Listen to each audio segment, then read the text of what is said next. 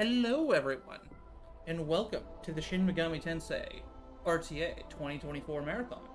I can't believe RPG Limit Break has given me a platform to show Metaphor to you for the next 3 days. Wait, that's not what we're here for.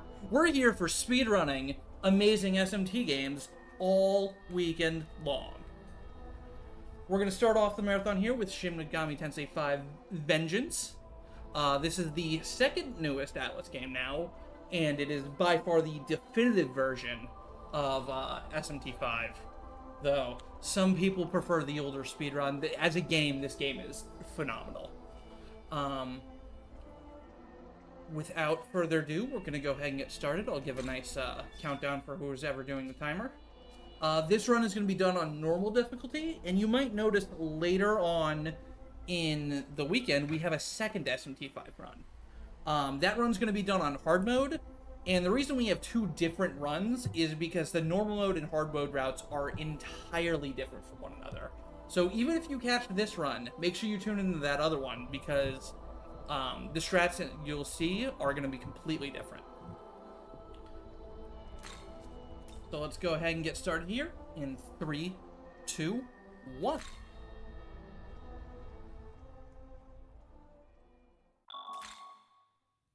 So, just like most Atlas games, we get to start off the game with a nice unskippable cutscene that's about 2 minutes long.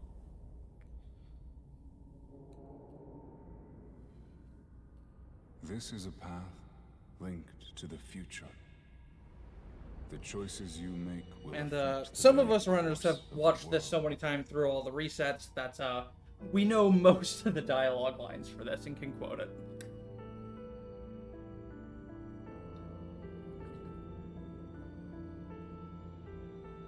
Metaphor is absolutely a Mega 10 game. I love Metaphor. I think it's absolutely fantastic, but I'm going to do my best to not continually talk about it this entire run. The soul of that girl cannot be permitted. So here in this cutscene, you see the soul of this girl here, and, you know, the voices all around you that are omnipotent are telling you, hey, maybe don't take her hand and ruin the world a little bit faster. But we're going to. Basically, your choice here determines whether you play the Canon of Vengeance route or the Canon of Creation route. Canon of Creation is the original SMT game 5 storyline, which is mostly unchanged, and the Take Her Hand route is the new Vengeance route. This game is a literal 2-for-1 bundle of you buy Vengeance and you get 2 complete full games out of it. Thank you.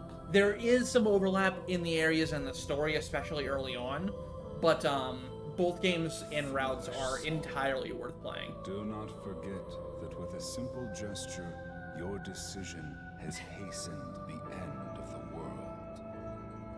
We can only pray that you return to the proper path, that you find your way again. Alright, so now that we're out of the unskippable cutscene, we can get into some of the tech we use for this run. A lot of the cutscenes are skippable, but the skip is very the skip is very sticky in the sense that if you're matching start, what'll end up happening is you'll try to skip this cutscene, and then since you're mashing, it'll register another start input, and that'll close the option. So you actually have to like time your start presses rather than everything all right?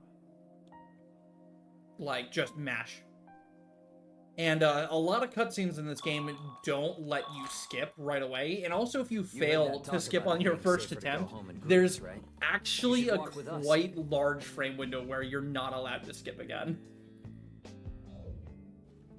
For dialogue choices, like the one just there, Turbo is allowed for this game, so I'm basically holding down Turbo, and then I'm just spinning the control stick, because any input on the control stick will register an input for your choice selection.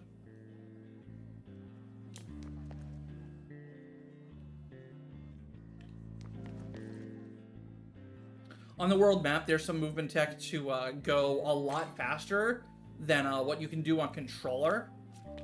Is if you're pressing the up and W key at the same time, it registers a double input. And it effectively doubles your speed, along with adding the sprint multiplier by holding shift. So the game thinks you're running on the map, and you're running on the map twice. So you go a lot faster than you can go on, with controller. So we're already out of our daily school life, and we get isekai'd to basically what is Nocturne's world. Anybody who tells you this isn't Nocturne 2 is just ignoring the lines drawn in the sand here. Yeah, there's like a few dialogue lines that it's an alternate universe or whatever, but it's basically just Nocturne 2. Young man. So here we meet with Aogami, and he's going to turn us into quite possibly the most attractive protagonist in this series to date.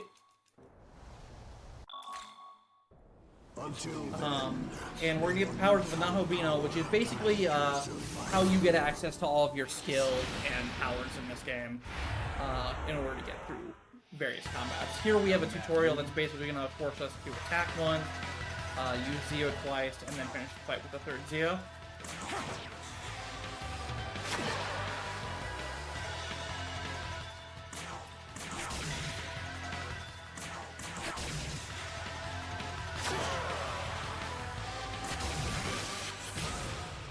So this route goes complete magic build.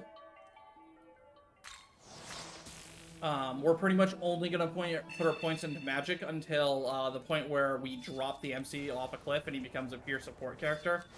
But there's really no other reason in this run, or game in general, to really use any stat that's not your main attacking stat. Even on hard mode, you can generally get away with just pumping your strength or magic, whatever you choose. Fizz and magic are pretty balanced against each other in this game, with Fizz being stronger, most exceptionally in the late game, but generally throughout the earlier parts of the game, they're equivalent.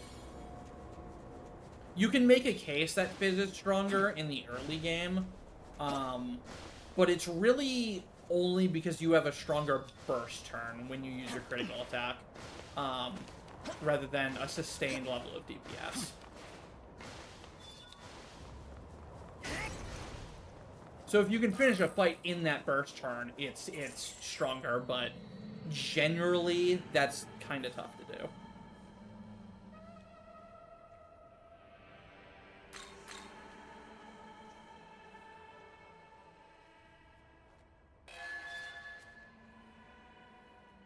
So this first part is a bunch of tutorials. They taught us how to jump, how to open chests, how to collect shinies on the ground to get our HP, MP, and red bar back. Our red bar is basically a system in this game called Mangatsui, where as it fills up, doing various actions in battle, once it gets full, you can use it to unlock a very powerful one-turn skill. And there's a bunch of different skill effects that are in the game. Throughout the run, we're only going to be using two different types. We're going to be using the one that makes it so all of our attacks become criticals. And then we're also going to use Strategize, which everybody seems to hate but me because of how it trivializes the entire game. But I personally love the strat. And it's partially because I'm one of the first people who found it, and the crazy combination you can do with it that we'll get into later. For the time being, we're going to recruit our standard Pixie. I think the only games where you don't get a Pixie at the start is like, I think both SMT4 games you get a Centaur instead of a Pixie. Because they made Pixie like level 9 for whatever reason.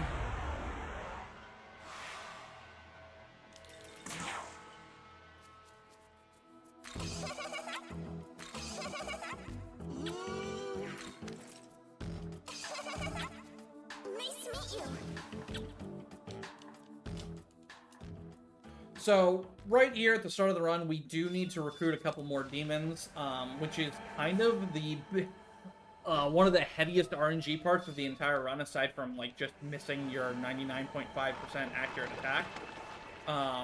So, I'm actually going to drop down a save. I've died to recruiting stuff here, like this Preda. So, we're just going to be extra safe because it's a marathon run. We don't want to have to redo the entire intro, so we're going to drop down saves.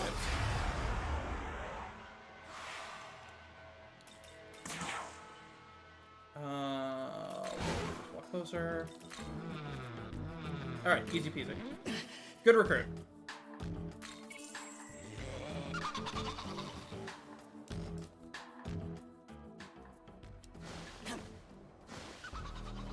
And yeah, the COC run uses strategize a lot in Area 3 because it's literally the only way you're strong enough to do those fights with how low level you are.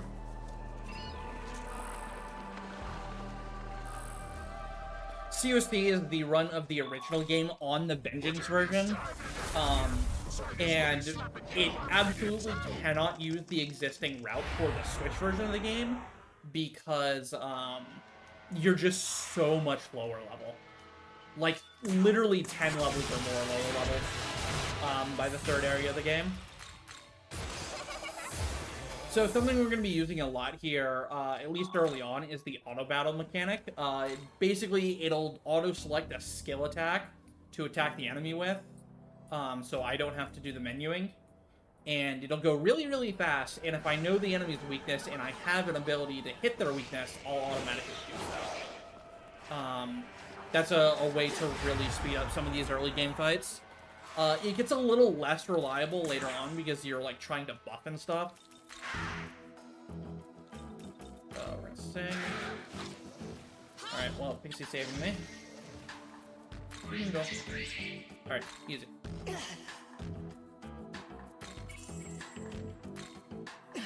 Alright, sure. If you just want to leave me at 1 HP, you can do that. I'm okay. Better my HP than my MP, for sure. If you get your too much MP taken here, you're kind of in a rough spot later on.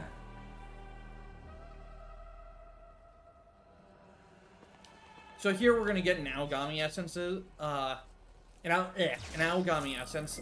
Essences in general are drops from chests and demons and Aogami corpses that basically let you pass skills onto your demons. It's a very core mechanic of this game. And we're going to be choosing a lot of certain skills throughout the run to make sure we can get through various fights. Here we're going to take Rooted Soul, Tarunda, and Agi, so that way we can attack down the next boss if he decides to crit turn. Rooted Soul for some extra HP and MP, and then Agi so we can hit more weaknesses. We're going to swap our Pixie and Omaraki here to make the turn order better on this next fight.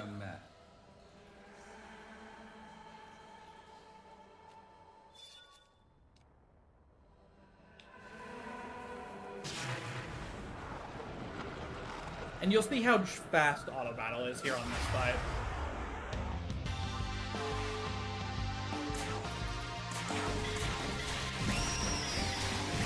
Zooming.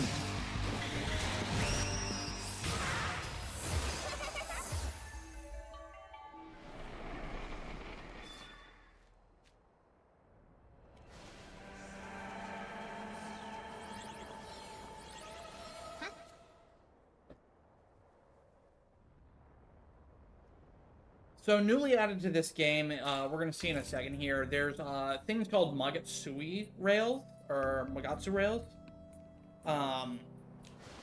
They're generally shortcuts to either new areas entirely, or they're shortcuts back to places you've been before. Either way, we collect a few of these throughout the run to make some travel a little bit faster. They're extremely useful casually, but you really don't see too many of them in the speedrun. But they really help out overworld travel in a casual playthrough.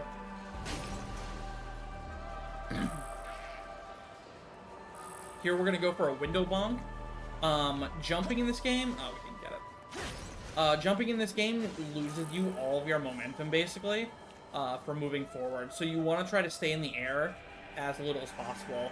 What I was going for there is I was trying to jump up onto the apartment building, but I also wanted to bonk my head on the top of the window, because that would immediately kill my jump and let me land on the ground faster so I could regain my movement speed.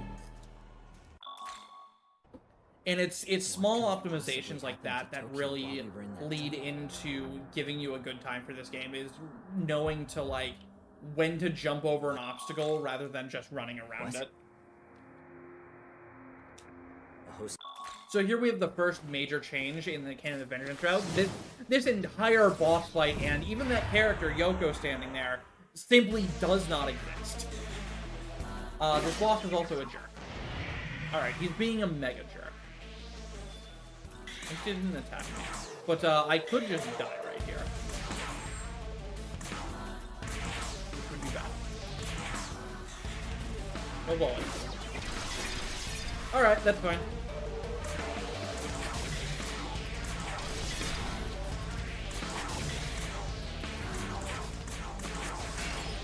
Rude.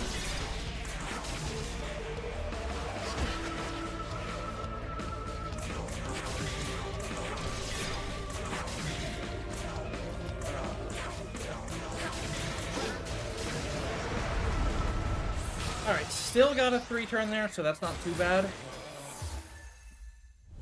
Basically, you just want to spam Zio on that boss. You want to use Yuzuru's Racunda. If he charges turn like 1 like that, you kind of have to use MC's Tarunda, which is why we give it to him.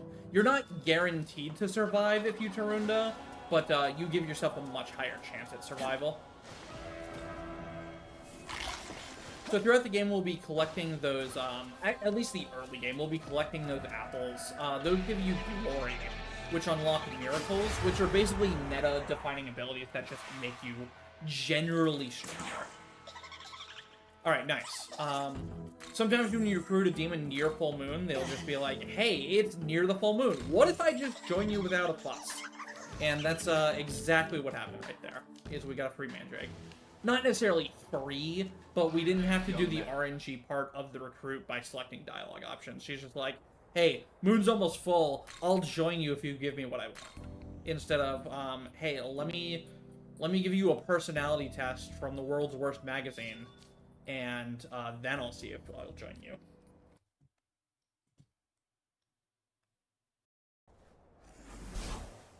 So here is a new mechanic unique to Vengeance. These are called Demon Haunts. Basically, you can go here and talk to your demons, and if it's been long enough and they've been with you and you've raised a hidden friendship value with them, kind of like in Pokemon, they'll give you items or upgrade your stats, various things. But all of that is RNG, and we don't really want to deal with that in the speedrun.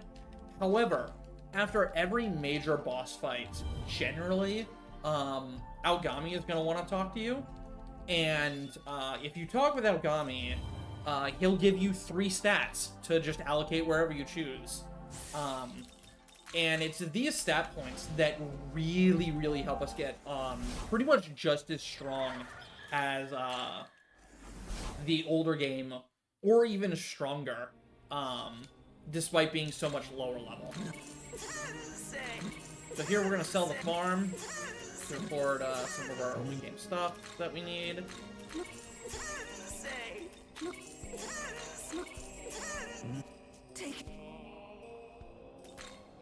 Not that.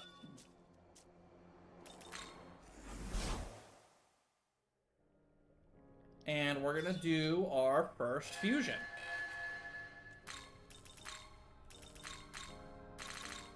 Is this? So, unfortunately, this is also something that was added to the Vengeance version. You cannot skip the first fusion cutscene, so we do have to watch this.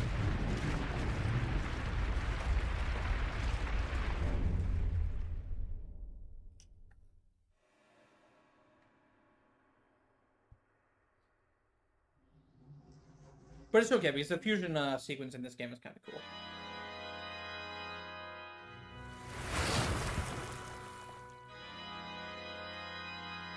What's really, really bad about this this cutscene, though, is if you fusion accident, it's a unique cutscene, and you have to watch it as well.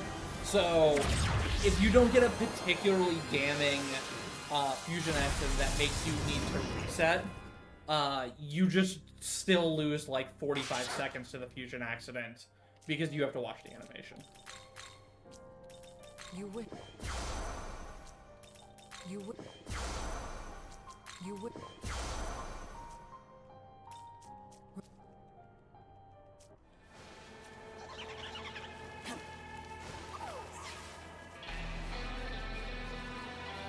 59 MP is fine. So up here we're going to be fighting a Mitama. Mitamas are kind of like your golden slimes in this game. They were heavily nerfed in Vengeance with how much EXP they give you, but they're still definitely worth fighting.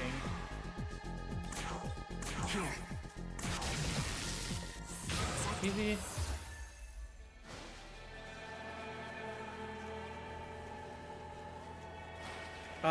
The yellow ones, Saki Mitamas, give you a bunch of money. The red ones, Ara Mitama, give you a bunch of grimoires, which are items that you can use on a demon to increase their level. Basically like rare candies from Pokemon, only they can only be raised to the max of your MC's level. And then the blue ones, which we don't fight any of, give you glory crystals to help you learn those miracles. And then the gray ones, Kushi Mitamas, give you items that raise the MC's level. You lightly, you jerk.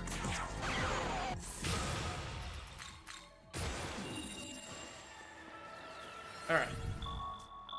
And I know we're only 20 minutes in, but we're already at the last recruit of the run. This is the only this is the final demon we recruit the entire run. Oh, he wants to take a... Alright, very cool. So, Polida has a chance of trying to enter you into a minigame where it compares your magic against his magic. And given that we're a full magic build MC, he's got no shot winning. So if he does that, he's just an instant free recruit. So, good recruit there.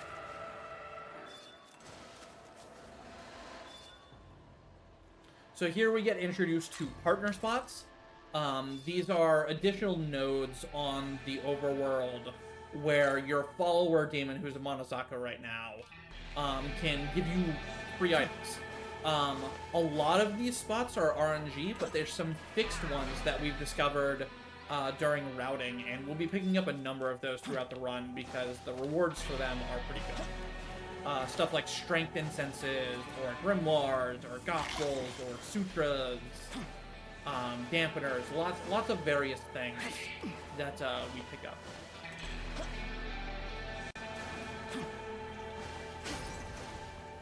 And with that, we are at the final tutorial of the game at last. These are new to Vengeance as well. There's these strong inflamed enemies. They are extremely dangerous. Never underestimate them in a casual play. Basically, they can use any of the red bar Magasui skills, and what that means is sometimes they just one-shot you and you don't get a say in the matter, regardless of what level.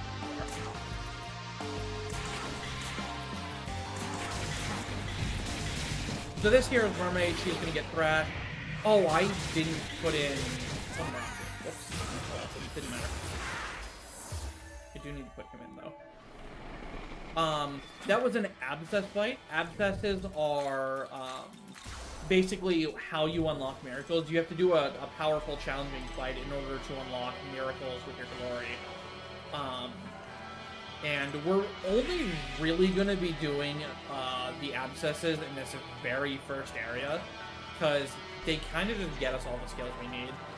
We do a couple in the second area of the game, but that's really good. Because doing extra fights is slow, as it turns out. Even if the rewards and the miracles are really good, they heavily nerf some of the best miracles in the game. Which allowed you to transfer stats and experience from demons. Sort of like Nocturne Sacrificial Fusions, if you're familiar with those. but they nerfed the crap out of them because they were so strong in vanilla. So they're just not even worth considering to get now. There's also just more broken things in this game, like strategize. So you don't really need the benefits of passing stats or experience either. Like, even if they weren't nerfed, we still probably wouldn't get them, just because they're not necessary anymore. They could definitely help through the mid-game, I guess, but not as much.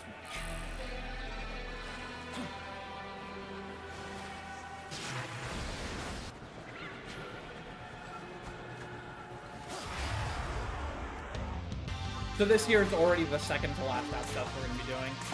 Or third to last, rather. Ow, the massage.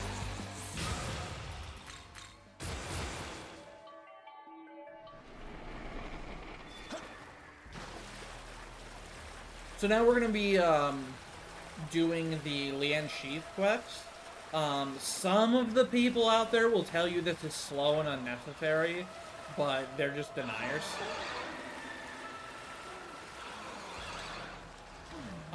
Because this quest really doesn't take a whole lot of time, especially with a new reroute I'll be showing off here in a second. And Lian is really good for every single fight until, like, the first or second boss of Area 2. Here you go. Like, you get so much mileage out of her, and the time you save from getting all of that mileage out of her, whereas you normally need to, like, fuse and build demons to take her place, it kind of just equals out.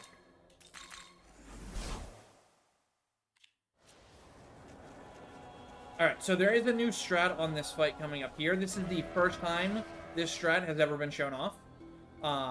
Because I found this strat after I completed my latest PB, and I've been playing nothing but Metaphor since. So, you all get to see this strat live for the first time.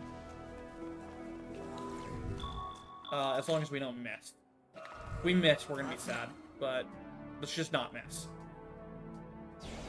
Just don't miss the 99.5.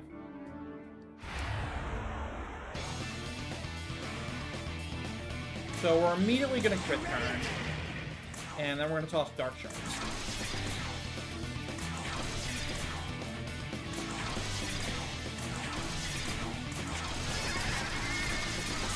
Got her.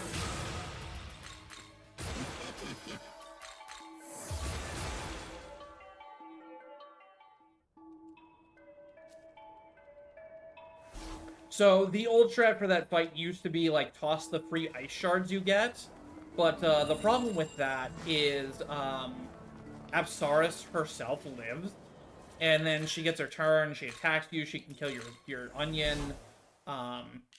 She can't really wipe you or anything, but it's just generally a slower time.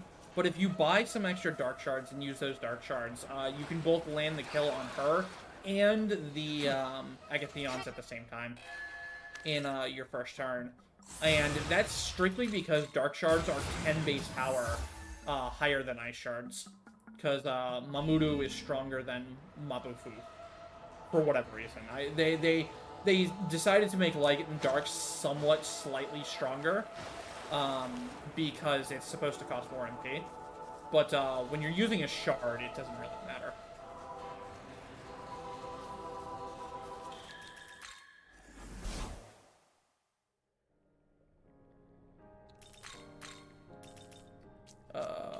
You wish. Ooh. Efficiency. We're gonna drop Drawer into here for Bufu and Scratch Dance. So we're gonna give Lian, Bufu, and Zio. I just didn't give her Zio. Uh-oh. That's not good. What do I do about that, huh? I can grab Kate Set. What I can do. Or is it Tsuchigomo I want? I think it's Kate Set.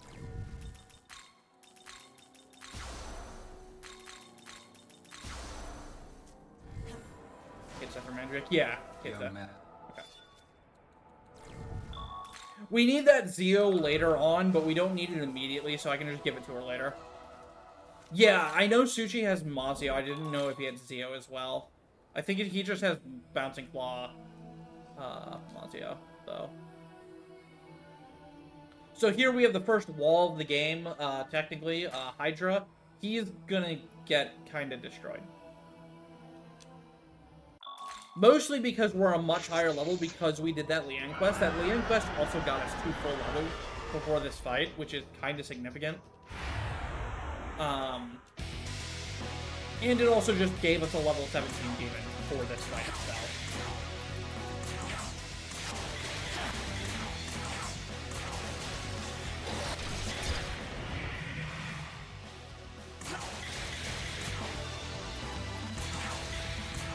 We did take a little more damage there than I would like, which is not ideal.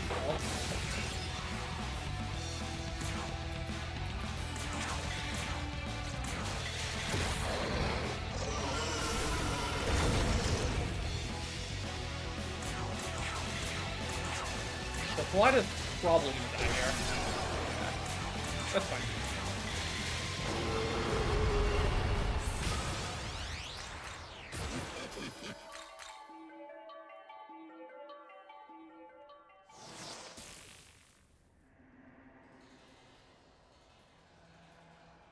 So that's the first, like, real boss of the game, and if you're not prepared for that boss, and you don't use the Dark Dampener, even if you do, that boss can be a really, really tough fight. I know for the hard mode routes, because you don't get Lian, that fight's really, really difficult. Part of the reason it's also difficult is we're not using the Goat of debuffs, Neko Shogun, in this run anymore. I'm pretty sure Vanilla uses Neko Shogun for a long time just because he's got all 3 debuffs on him. And giving that boss Tarunda and, like, Secunda makes him a lot less scary.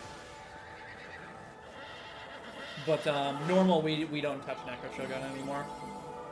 And it's not because we don't love Neko Shogun around here, it's just because we don't really have room for him. We can just pure offense our way through the game, really. We also just kind of replaced his utility with Pig.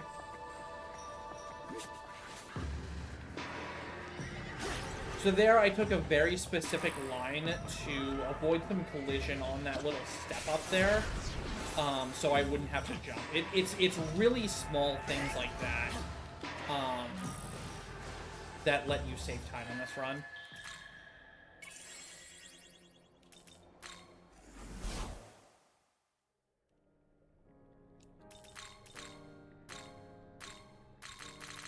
So we're immediately going to ditch Bufu and give ourselves Hama, and then we're also going to fuse Pig, because Pig is the absolute goat. He wants Bufu Rikunda, right? Yes. Pig is the absolute goat.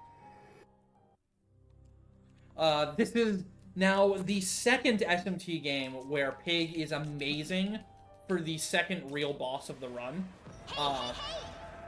Which is cool, but it's weird that it happens twice, right?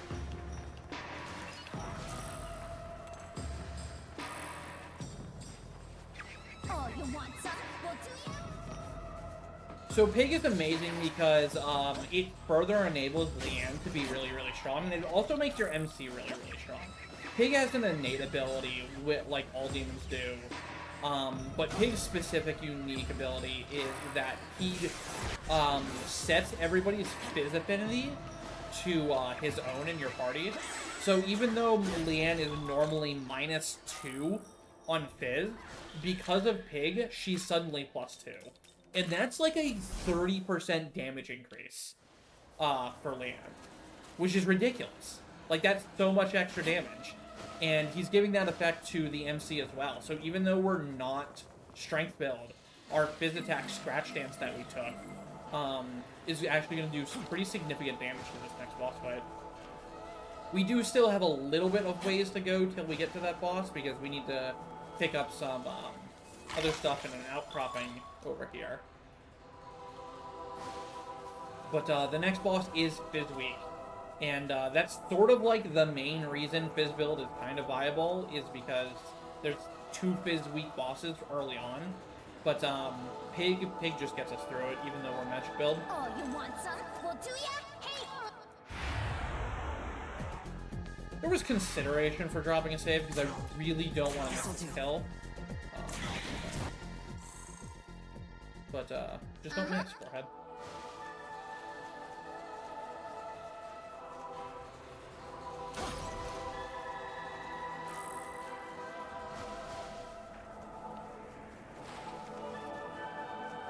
But yeah, Freedom's going to be doing the other game tomorrow, SMT4, where Pig is insane. Pig nulls gun in that game. The second boss uses a whole lot of gun skills, and generally speaking, that fight ends with your entire party dead, except for your Pig. It's funny because the opposite is generally true in this run, where we'll end the Fizz week boss fights that we're using Pig for, with everybody alive but Pig, because Pig happens to be weak to what that boss uses, which is Dark. So it's kind of funny how opposite it is, where you're using one for pure survival sake, and then you're using Pig in this for pure damage sake, and if he dies, you're just sad.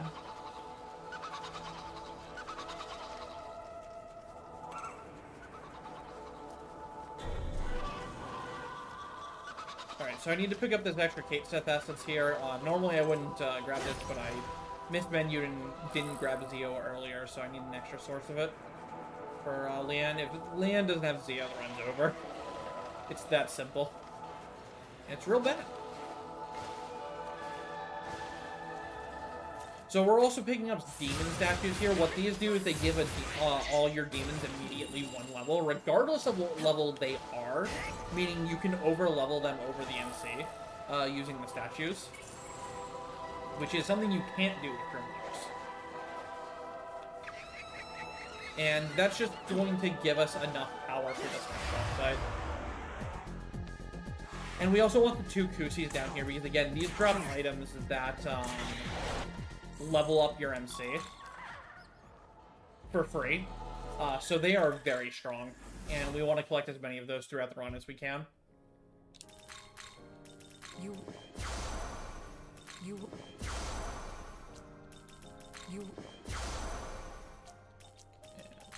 information. Charm, beatdown. And get Zio. Go.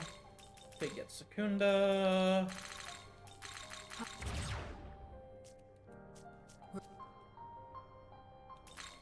Whoops.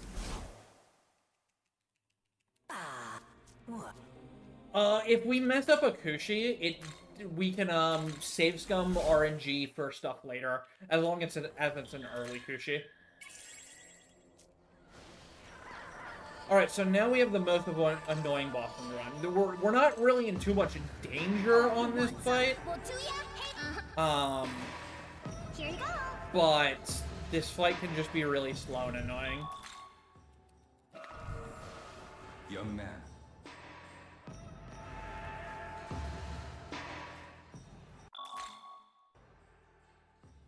So this is a new to Vengeance fight. In the original game, you just get quest rewards here, and it's free. In Vengeance, you have to fight a boss, because Vengeance is generally the harder run. And this fight is awful. Because this boss is extremely evasive.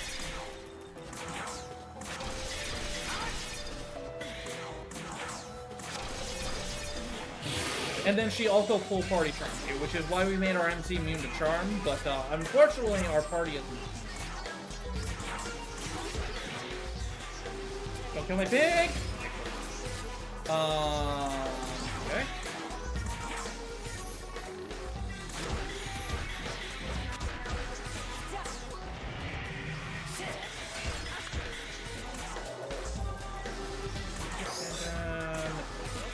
And then...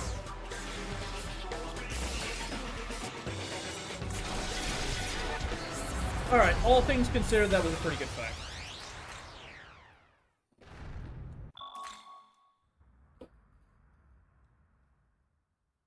Actually, that was a really good fight.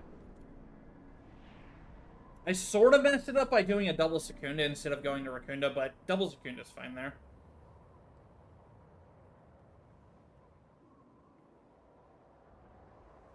But yeah, we'll be using the Gospels all the way at the end of the game because we want to be able to get to Area 4 and just basically use the Gospels to level skip to the level we need to beat the game.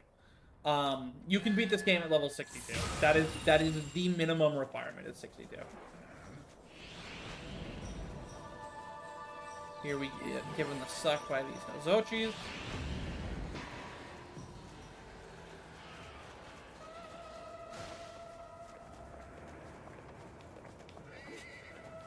I have full bar, so I don't need to worry about the Matsui orbs here. There's like a few Matsui orbs on this slide down sand here that are hard to see. Sometimes if your Nama fight goes absolutely perfectly, and you like free-turn her, you need to build your bar back up using those orbs before this next Eligor fight here.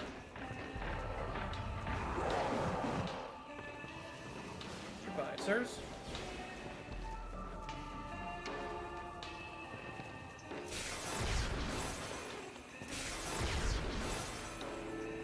So here we're going to go into that Demon Haunt, and since we've killed 2 bosses now, we can pump 6 extra points into our magic. And that's going to get us just strong enough to do a really, really cool strategy on the next fight.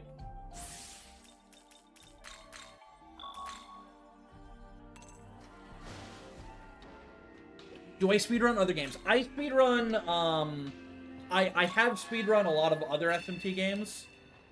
Most of them, in fact, but all my routes and runs are very out of date because I'm primarily now a trail speedrunner. I am one of the foremost trail speedrunners, in fact. That is kind of my main series. But I've definitely been wanting to come back to SMT. I've just been very, very spoiled by how short other speedruns are. Be careful. Alright, so this is another fight where you just don't want to miss. Just don't miss. It's that easy.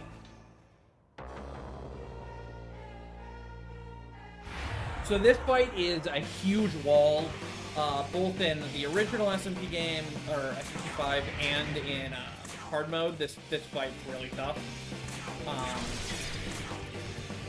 But not for us. Because we can take out the main threat here in a single turn. Just match! Nice miss. And then there's just these 2 weak Andresses left, and not about to use down. So the key to this strat is using the Ice Gems with Yoko. Those Ice Gems barely get you enough damage that, combined with a singular Elect Gem that we picked up way at the start of the run after that Mandrake Abscess, we're able to one-turn the Eligor. Which gets the most dangerous threat in that fight just KO'd immediately.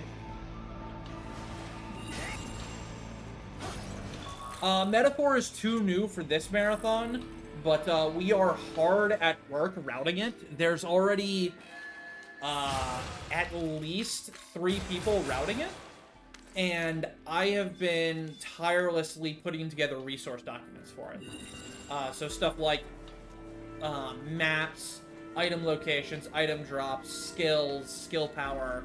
Pretty much, I'm making a wiki on the game in a spreadsheet.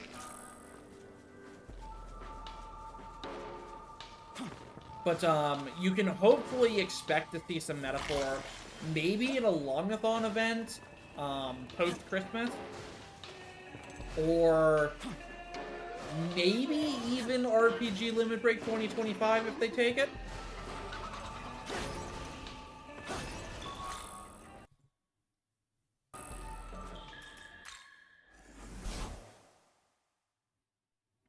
But yeah, a lot of people are working to wrap Metaphor because Metaphor is just an absolutely fantastic game. So here we're going to stock up on some dampeners for the rest of the run, really. We're going to be stocking on these multiple times throughout. No.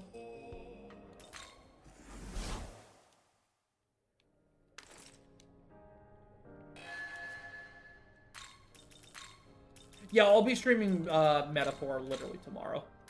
Is this... Please.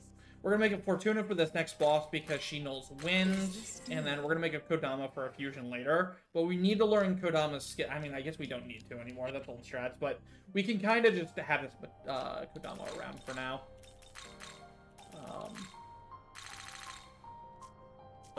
No, not the MC.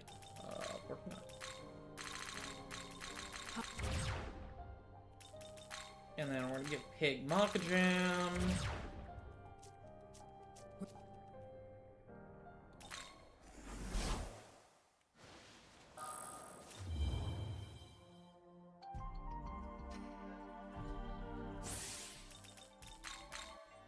I haven't played the Toho Arcadia game, mostly because I'm not the biggest fan of earlier SMT games. But I've heard it's good if you like those style games. I've never been a huge enjoyer of first-person crawlers. I don't think they're bad or anything. It's just I don't particularly enjoy them. Though PQ2 is pretty good. Here you go. Hey.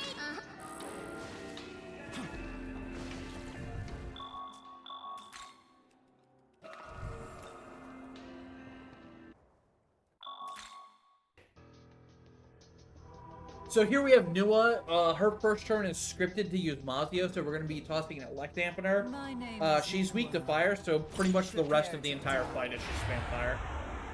If she charges, you want to throw a Force Dampener so you don't get hit by Sacrifice and Play, but that's basically the entire fight.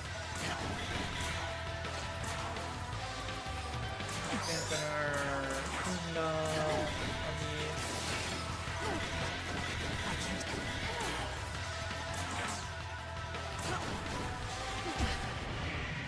I should have crit turn there, but I didn't. That's okay.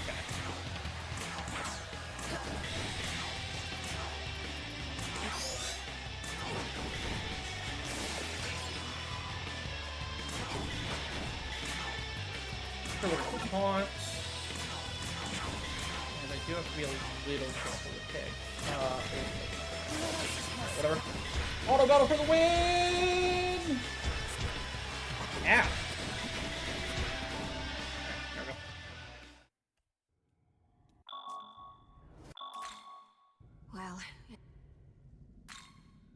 So I was supposed to crit there, or crit turn on like turn 2 there. If you miss that, you really can't afford to crit because I need to make sure I have a full bar going into the next boss.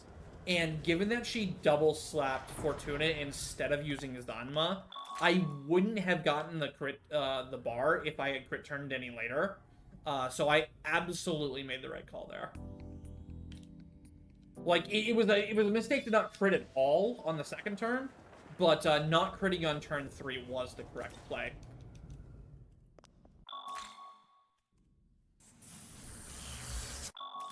And we're only about a minute behind my PB at this point, so that's pretty good for Aerial 1, which has the most RNG to it. Especially since this is also a marathon run, where I'm focused on both playing the game at a high level and giving commentary. So we've successfully escaped the Nocturne world and gotten back to our normal Tokyo, but we get told by Tao here, who has an ear, in fact. She does, in fact, have an ear, and now you will never unsee the ear. That this Tokyo isn't the real Tokyo. And it's just some illusion gods and angels made a little while ago. To keep people alive after the events of Nocturne ruined the world.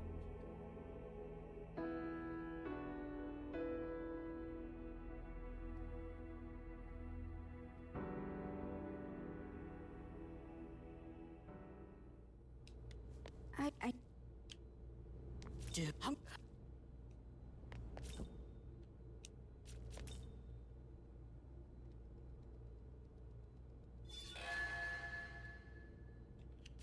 once we talk to everyone, we're allowed to leave. We should.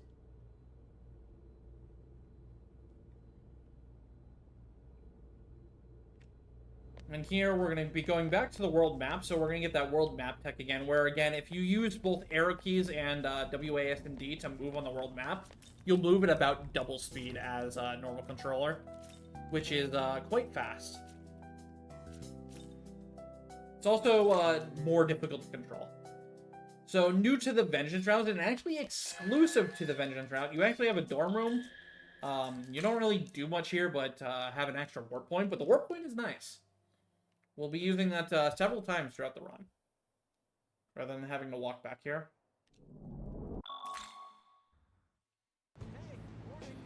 So back to the school life, there's some actual optimizations here you can make with the movement. For one, a lot of the cutscenes that you get placed in actually end well before the fade-in happens, so you can actually start your movement while the screen is still black. You don't have to wait for things to fade in. There's no real buffer there. And then there's some tricks with the camera we'll be using here in a little bit to hopefully align and escape the nurse's office before the fade-in happens. Because who actually needs to see where you're going to actually do movement? Just play the whole run blindfolded with no sound cues, forehead. I transferred over here. So here we're gonna agree that Bethel's scary. Bethel kawaii. Yeah. Dialogue choices do in fact matter for this run. The ending you get and thus your final fights are determined by your alignment. If you're Chaos, you side with Yoko. If you're Law, you side with Tao. If you're neutral, you actually get to choose. So throughout the run, we'll be doing a lot of dialogue choices that align us with Chaos. Because the Yoko route is way easier for us to deal with compared to the Tao route.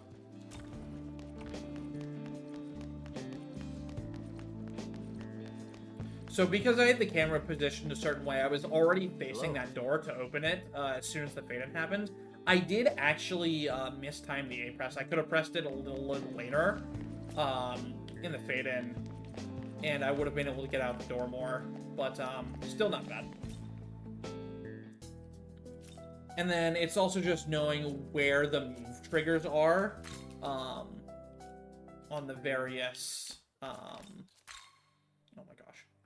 on the various transitions there, and how to hit them as early as possible with the least amount of movement. Because that one leaving the school is kind of like a diagonal one, but there's collision for it right around the corner at the top of that point of the diagonal.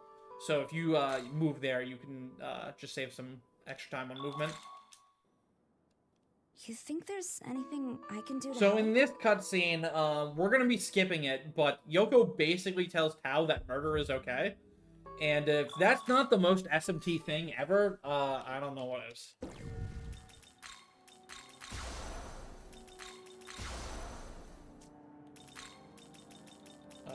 Oh, nice. We got all 4 grunts.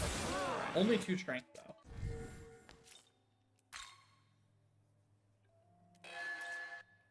Uh-oh. Oh, that's not good. I meant to save there. Uh-oh.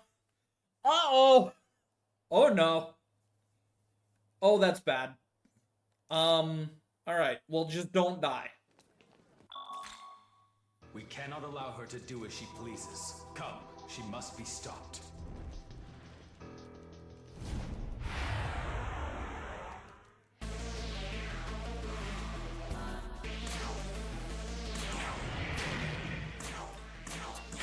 Alright, we didn't miss the first attack. That probably means we don't die.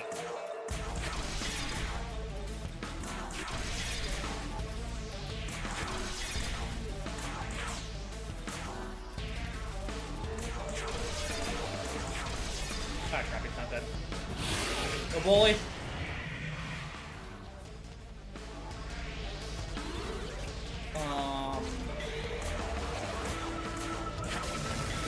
guaranteed to die. That's really unfortunate. Alright, pig's dead.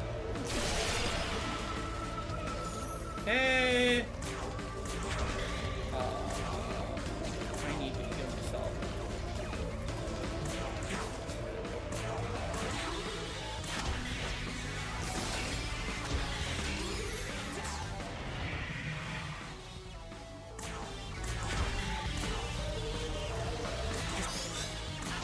Alright, we should be okay. We're not gonna die, but, my pig!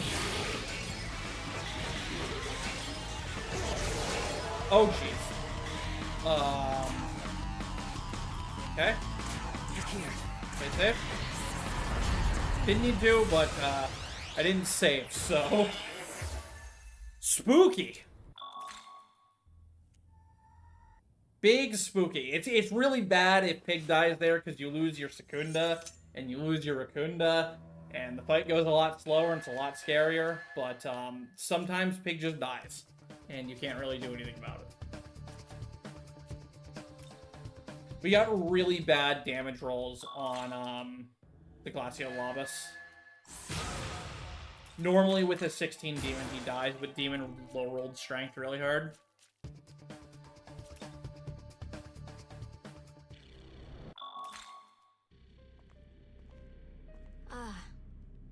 I'm glad you're here.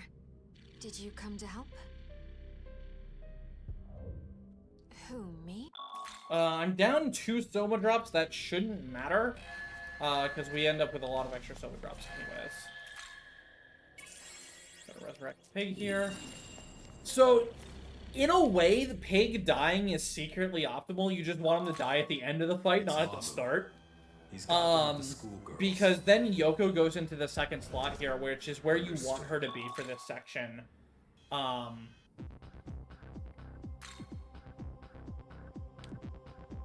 But, I mean, you want Pig to die at the end of the fight, not at the start.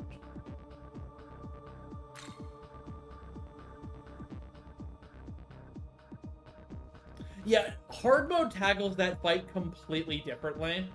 The reason that was so bad for me is because I failed to kill Glaciolobus on turn 1.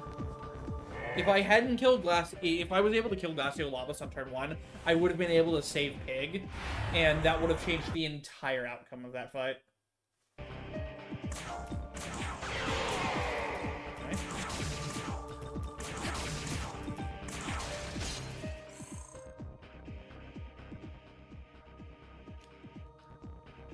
So, unlike Canon Creation, Tao is actually a proper guest character here. She's really not that good, but she has her moments where she's very useful. And this happens to be one of them.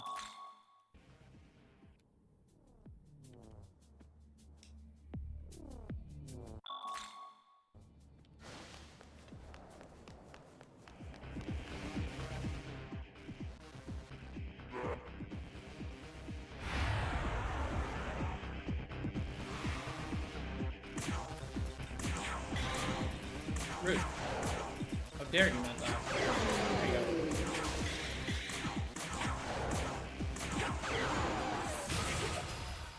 So I do want to go through the section while conserving Tao's MP. Maybe 3 Tao's good on paper. She's good on paper, except for there's no light weakness anywhere. And, I mean, yeah, Medirama is good. I mean, Area 3 is where we use Tao, so...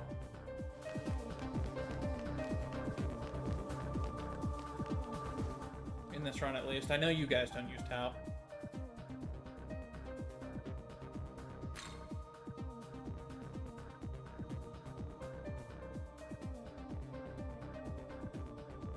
Well, I mean, yeah, Inu and Sakuya exist, but the difference with Tao is she's, free.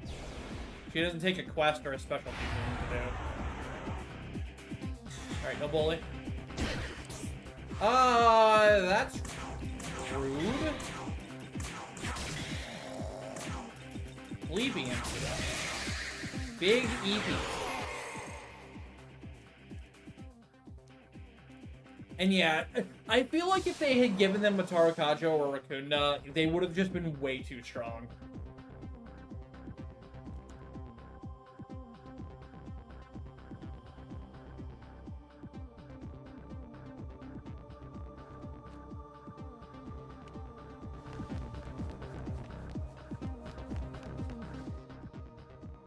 Speaking of DLC demons, though, and being free, the hard mode route actually gets Cleopatra. Because now that she's not DLC, it turns out she's kind of good. Young man. Alright, so here Lamu's gonna eat someone and spit them up after Tao tries to murder someone. Because murder is okay. Hopefully, Lamu doesn't target Tao. If Tao gets hit, I mean, it's not the end of the world, but it's you'd rather it didn't happen.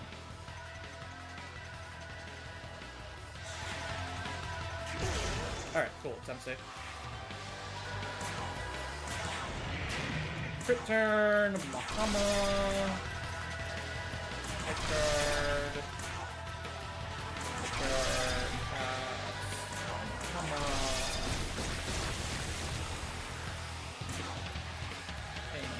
Like him. Bye, Tao. Oh, by Leanne, too. Uh-oh. Alright, that's a really good cure.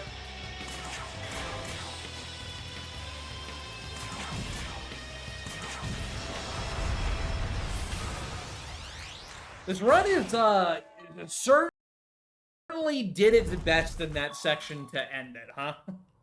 Are you alright?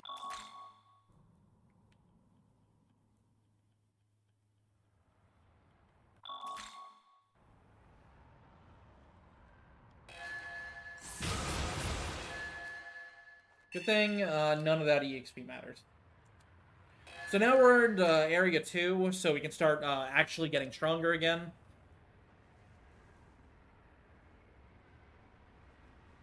A word. And yeah, the Cleopatra route will be featured later on in this marathon. Again, that's why we have two different SMT 5V runs, is because the routes are completely different. So here we're going to do some building... Oh.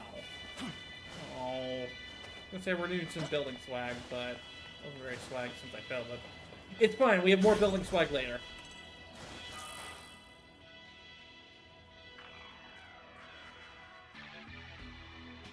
The glitch versus glitchless difference isn't too supreme anymore, because there's no more area to skip. It's basically just early tempo.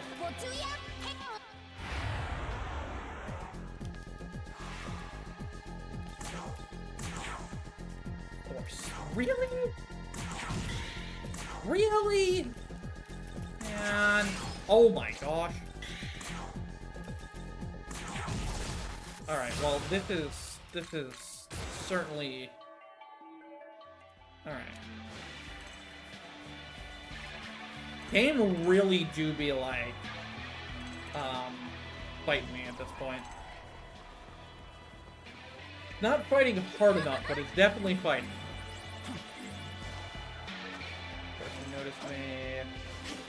No!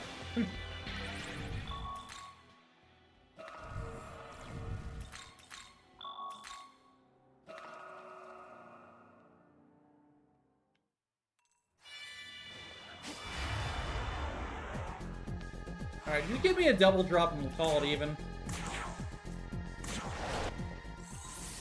Damn. So starting from this area onwards, those Kushi Matama have a 10% drop of giving you, or a 10% chance of giving you 2 Gospels instead of 1. Area 3, it's 30%, and then Area 4, it's 60%. So, ideally, early on, you want to be hitting those 10%.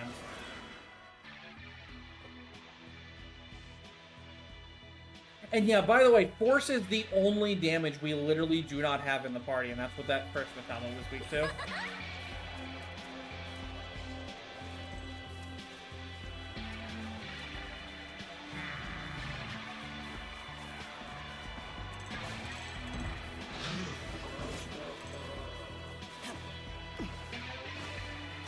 Combining that singular jump to reach the platform and jump over that rock in the way. You'll love to see it. Small movement tech optimization. Hey. Here you go. Wait.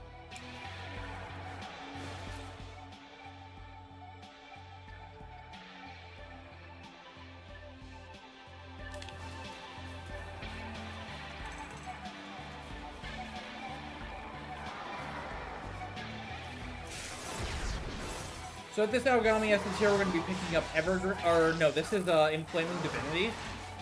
Inflaming Divinity is a mistake. It is a very, very powerful skill that gives you 2 ranks of all buffs on one character.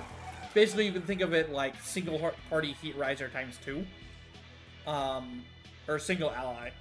And we're going to be using that in the very, very late game when we swap MC to being pure support.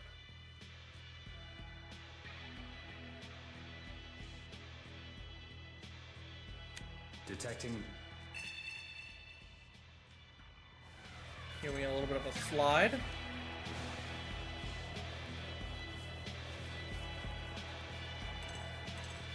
Detecting.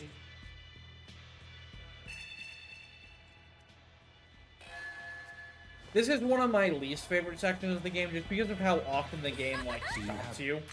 It's just like, let me... Stop giving me dialogue. Please combine these into one. And it's really sad, because if we had access to Area 2 skip, which, like, we do, it just doesn't do you any good anymore, you would be able to skip a lot of this dialogue. But, it's not worth doing the skip anymore. It's, 1, way too difficult now. And 2, since you can't actually skip Theon and SF, it doesn't really do anything for you. It gets you some stuff early, access to more abilities early, and potentially level grinding, but like, it's not worth it. So in this cutscene here, cars are a necessary people getting hit by cars and cars accidents are apparently a necessary sacrifice, or so we say. It's a very interesting cutscene, to say the least. But Amonozaka wants to know what cars are. And Yoga's just like, cars are bad because people get hit by them sometimes. And we're like, yeah, okay, that checks out. No, it doesn't work in COC either. It's fully dead.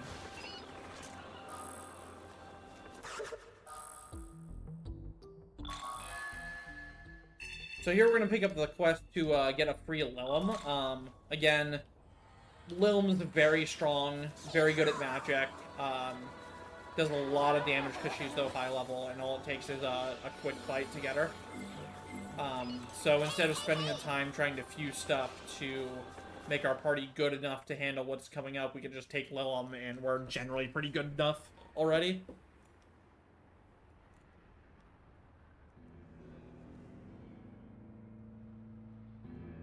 So this right here, this cutscene with Abdiel and Dazai, this is actually the only cutscene you need to watch to spawn the next boss. But, as you can see, all these other cutscenes we're getting just are peppered in here. But they don't actually have real plot flags attached to them.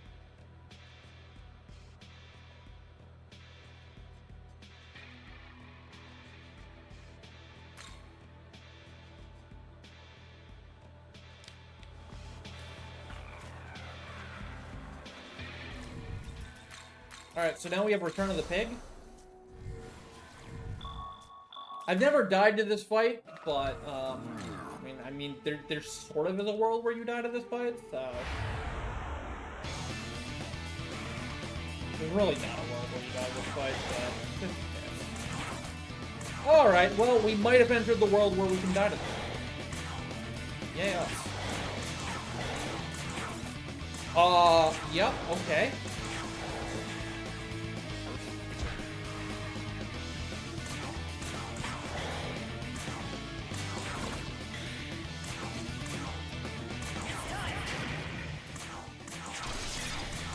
Sick one, man. This one is fighting me every step of the way, I swear.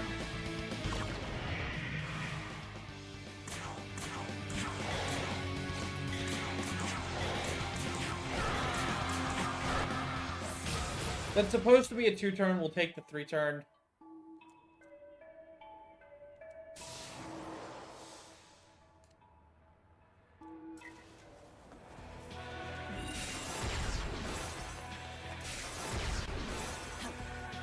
And then there's a convenient rail right back to the looms there. Which means we lose a lot less time turning this quest in than we should.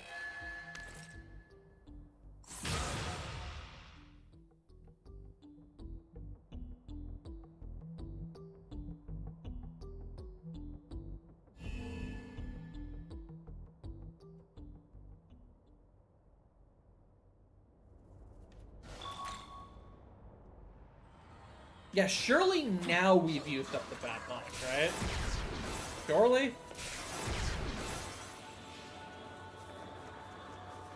In fairness, we haven't really gotten any catastrophic misses. We missed a lot on Nama 2, but like you're expected to miss there, especially if Pig dies because you don't have Secunda. Yeah, I'm taking one for the team because my estimate is 20 minutes higher than it needs to be.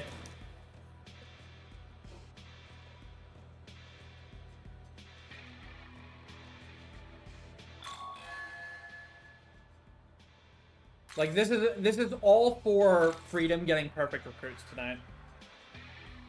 Or is it tomorrow? Tomorrow. So here we find out Yuzuru's really bad at using demons, and he runs Hayataro into the ground. So we have to pick up Hayataro, and he gives us five force gems for it. And those are going to be really useful in the next fight. How's my money this run? We're totally fine on money, so I don't need to get the extra 5k. Despite all the bad RNG, we haven't had any bad RNG that cost me money yet, so...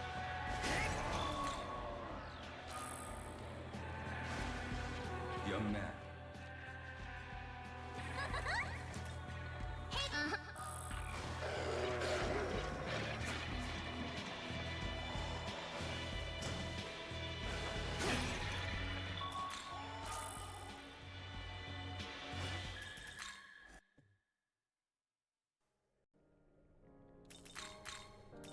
You would...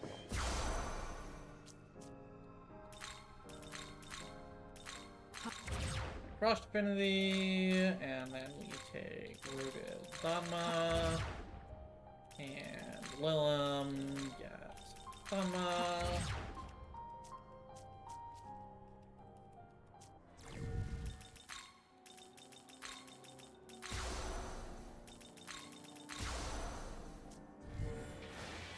I got that glory, right? I didn't.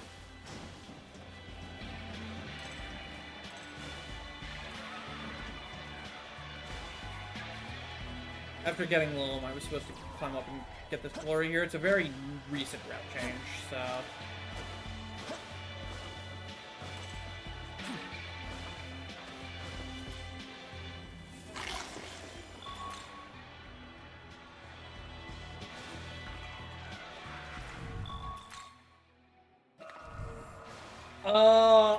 It's kind of been way too long since I've watched any animations for this game to have a favorite one. What part of yourselves do you hate most? Also, in the words of Freedom, I love Asap. She's such a freak.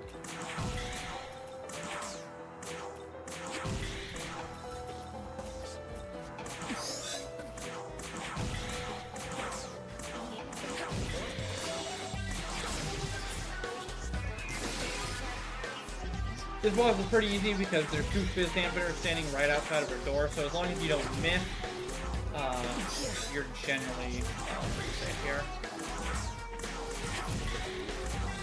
And then Yoko's here because we got the 5 force gems to use on her.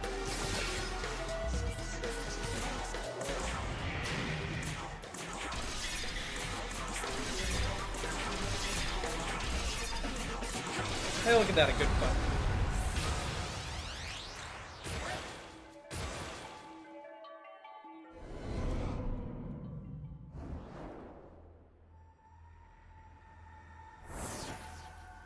Who needs Wind Breath and Pandemonic Feast? Zanma Supremacy.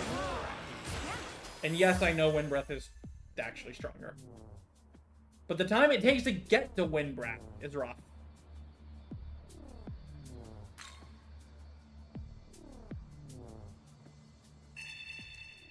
And yeah, fights go really fast in this run. With the animation skips.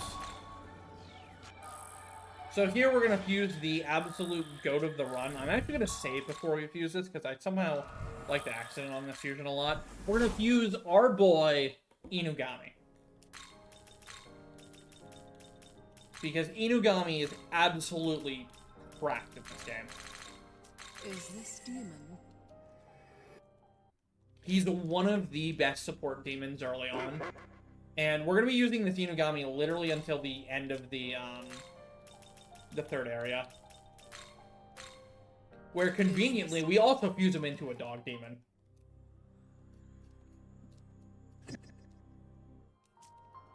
Return.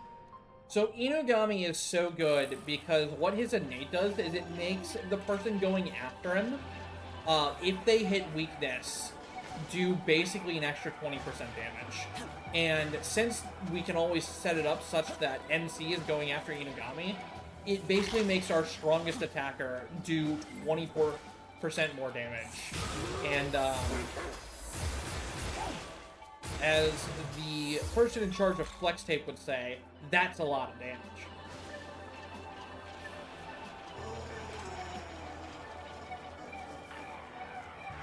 At least I think that's a Flex Tape name, right? Am I out of touch? Here you go.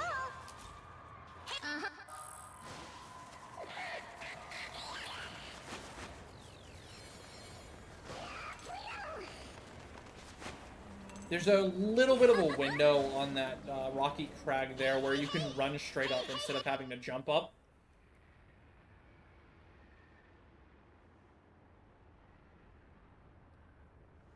And that's what I was aiming for there, and I got it. Saves. Frames, but it's still fast. Oh, you want some? Well, do ya? Hey! Alright, so here's the second Kushi for this area. This'll do. You know what? I was going to bemoan that it's force, but we actually have force damage now. We didn't get a double drop, but that's okay. You don't really expect the double drop. It's just nice if it happens. It does start to put us at risk of having to do an extra Mitama in Area 4. But that sometimes is a blessing in disguise. Because if you get a bad grind, it can fix your level. But, we'll see. We'll see how all the Gospel RNG turns out.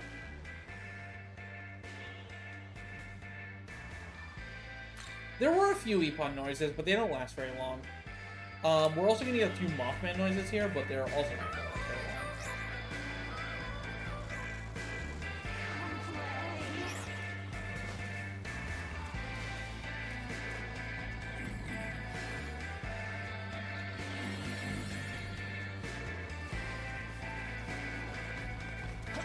Oh, hello.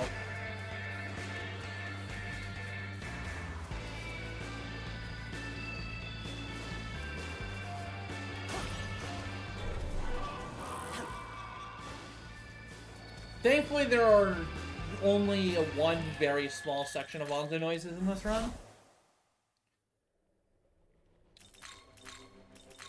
Alright, MC gets Shockbound. Dylan gets Aguilau. Inugami gets Life Spring. That was not Life Spring, but he doesn't need Life Spring, so it's whatever. Not a big deal.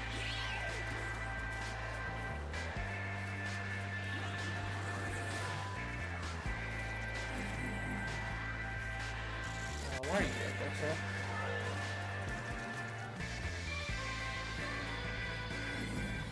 COC still deals with Onzus.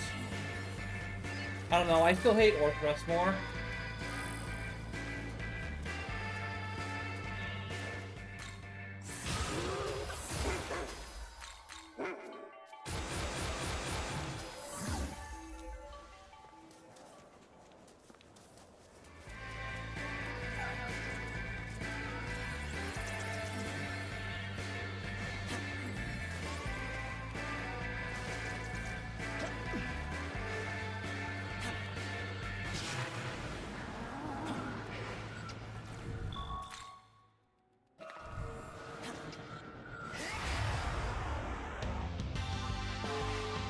don't think there's anything low-key about him. He's just actually the worst. So this is Basilisk. So that was Basilisk.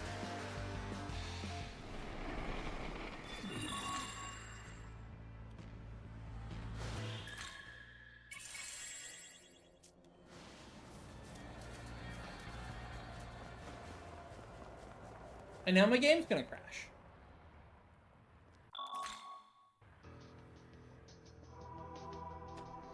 I, Fionn McCool, shall test your strength.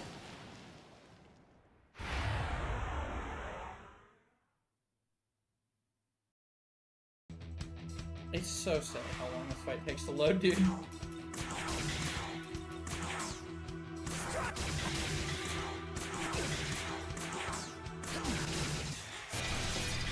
Ah, the crit! Ow! He did the one thing that could actually kill me. Let me get this set. Dampener.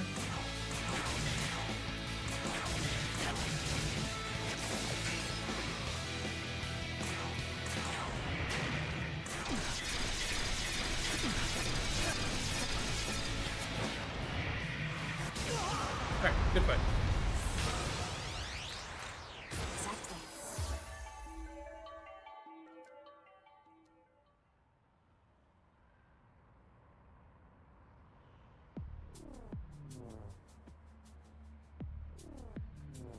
So it turns out Loam's really good at electric damage, so she's very good against Basilisk and very good against Fionn.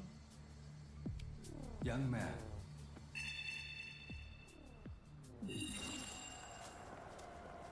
Yeah, unfortunately we don't use Gummy Worm in this run, or as I like to call him, Wiggly Snack. Wiggly Snack gets used in the COC route, but not in this run. If we did Law, if you did COV Law instead of COV Chaos, you would use Wiggly Snack. But unfortunately, nobody runs or has ran Law because nobody wants to deal with routing at home. It also wouldn't be like that interesting of a run, I don't think, but because it would literally just be the same run, only at the very end of the run you use a Wiggly Snap.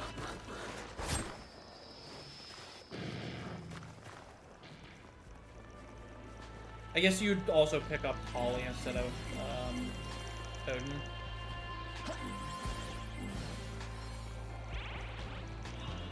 Come through the floor! So those poltergeists like to ignore physics because they're ghosts and they can just come straight through the floor if they notice you. So you gotta kind of be on the lookout for that. And alter your movement if they're going to. And obviously, since you can't see through the floor, you kind of just have to anticipate it.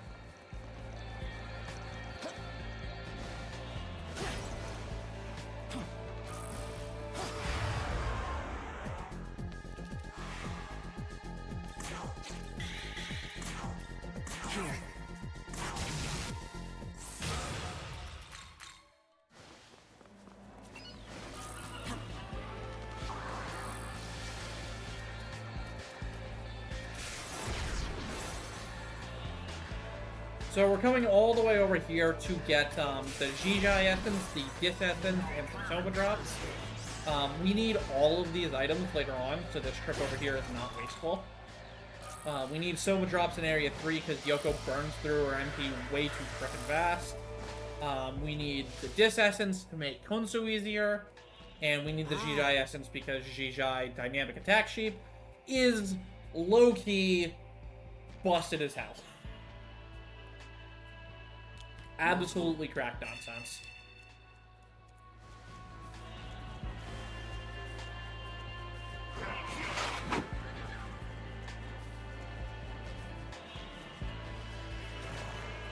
So if you need to take a break, now is a good time to do so. There's nothing really but movement for the next, like, 10 or 11 minutes, so you won't miss anything interesting. Aside from that flaming Loa that wanted to murder me right there. That could have been bad.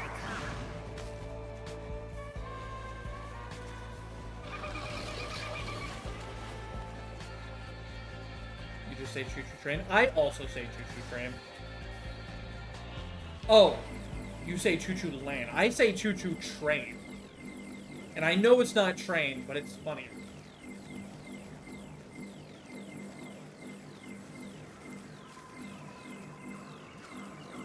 So you don't want to jump off here, no matter how fun it is, because they added a cutscene in Vengeance where Coca-Cola gives you a revival beat if you jump there. And it wastes like 20 seconds. So you really don't want to jump there anymore. And it's very sad.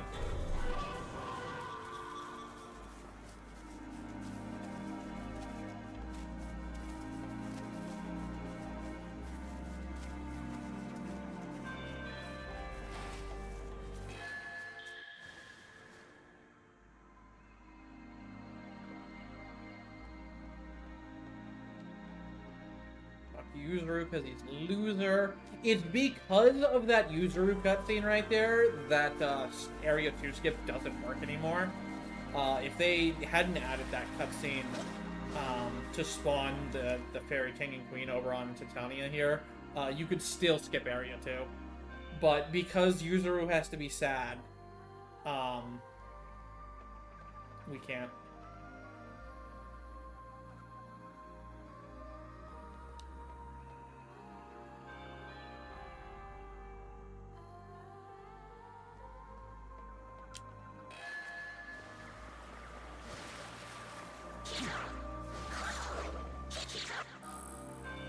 Pick up an ice suture right there.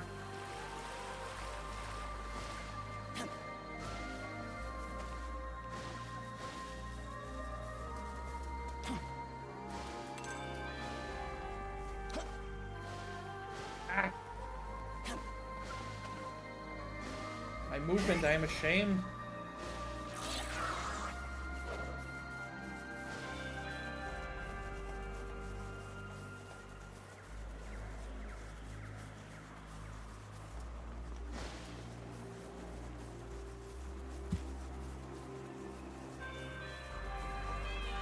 Sloppy movement because I had to check Discord. I had a ping, and I don't know if it was a ping from a random server I'm in, or somebody telling me something was up with the marathon, so.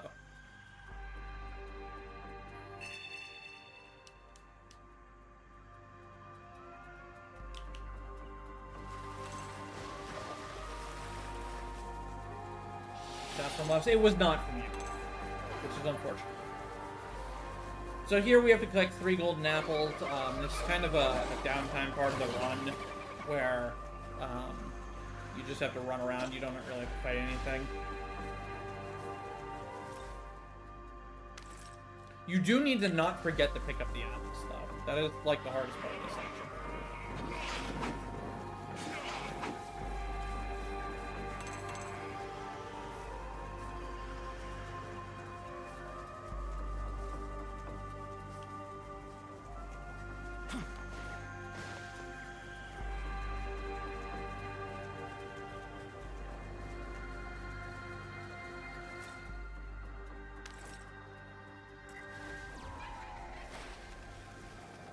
Kate Sith or Ketchi.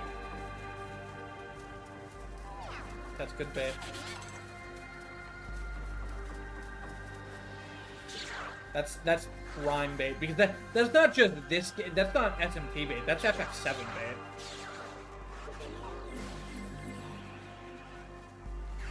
Though, is it even now with the remake out?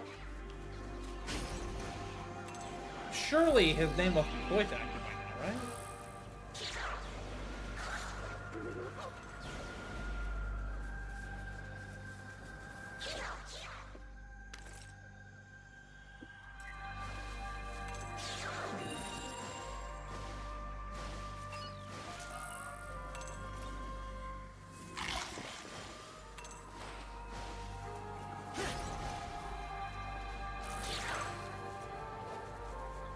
It's sword through spine, actually. Just saying.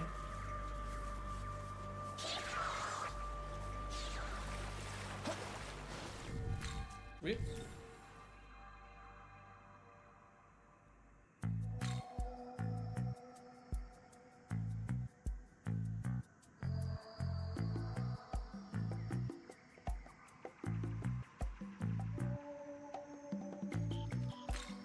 So here, this is where we're going to do the side quest, Pixie on the Cave, or Detective Pixie. This side quest takes about 2 minutes to do, and its reward is the talisman that lets you access the Strategize ability. This was alluded to at the very start of the run, but that is the second ability we're going to be using from the Magatsuhi bar, aside from Critical. And boy howdy, is it strong. And it doesn't seem so at first glance. What Strategize says is passing turns and summoning allies does not cost turns anymore. So you can basically pass around to whoever turn you want and summon whatever you want without it taking actions. And like, that's a pretty good effect, but like, it doesn't right away sound as strong as like all multi-hits hit the max amount, or every attack is a critical. It's kind of like a sleeper choice. Until you really realize what it can do for you. And we'll be showing off what it can do for you in just in a little bit here. Not in this area, but once we get into area 3, we do one fight with Strategize now. The thing with Strategize is it takes a lot of really specific setup to really get the most out of it, and we don't need that type of power for a lot of this run. But it will most certainly trivialize the end game.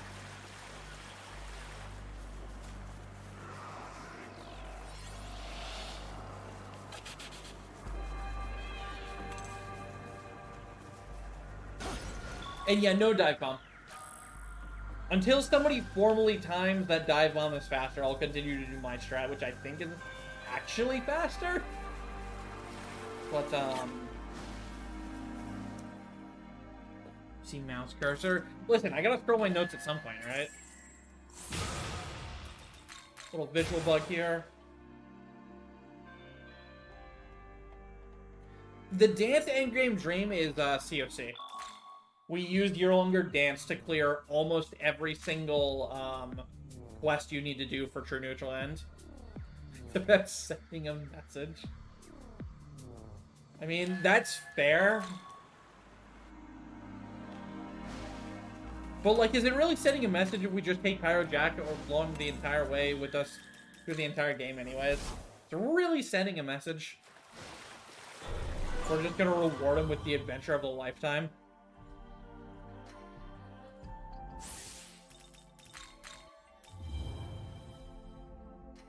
So here we're going to take our last trip to the Demon Haunt for the entire run. We could do some Demon Haunting later for stats, but it really doesn't change anything about any fights. So it's not really worth the time.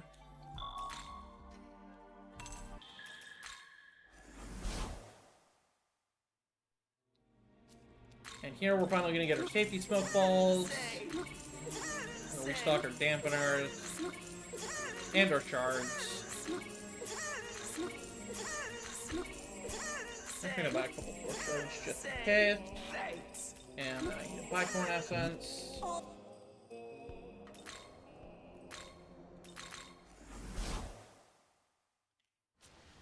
And we're off to finish the area.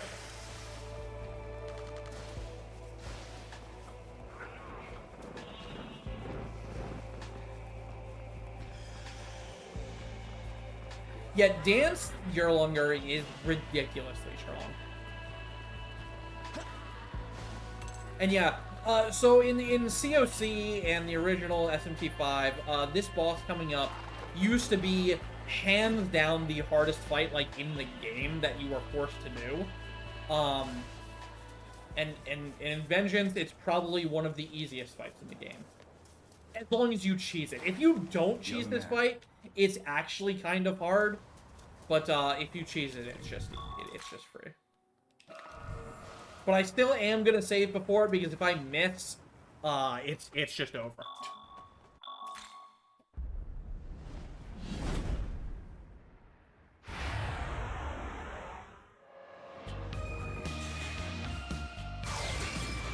Nice dodge, Yoko.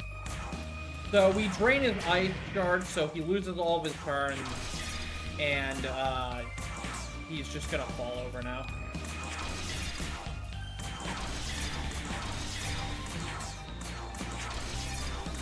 Good fight, nerd.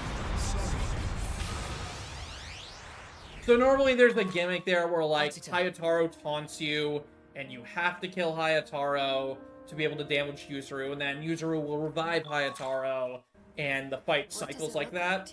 But if you just steal all of his turns on your first action, because you drain his ice attack, Hayataro never gets to taunt you, and you can just kill Yuzuru. And you don't hurt the puppy.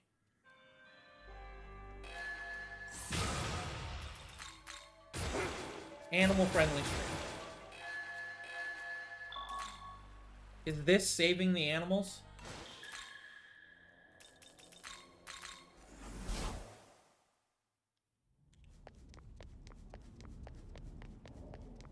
Alright, so that's the second of 4 areas done.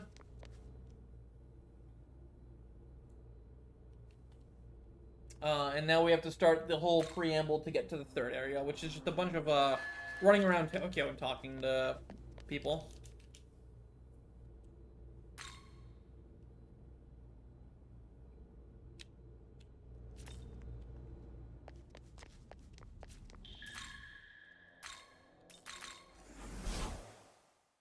Using that dorm room warp we've got.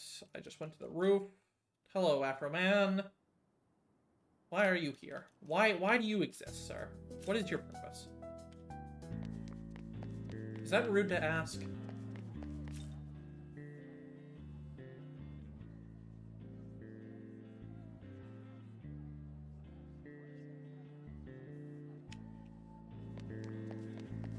There's a lot of different ways to doing the route. You have to talk to people here, but this is the one I like to do.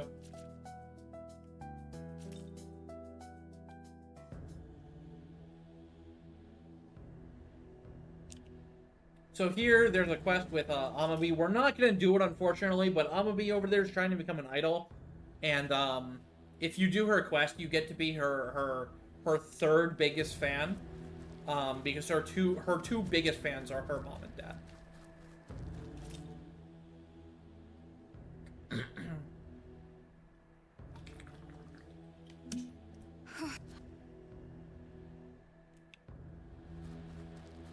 Amabi is the precious treasure we don't deserve, but her quest gives absolutely nothing for rewards, basically, so we don't do it. It gives you her essence, which is like a decent healing essence, but that's really about it. It gives you like 500 experience. It's absolutely nothing.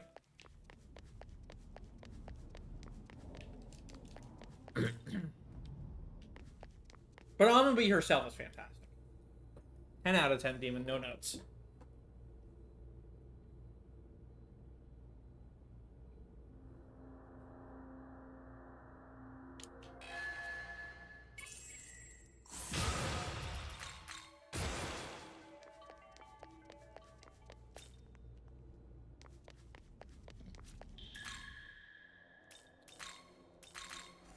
Dorm room.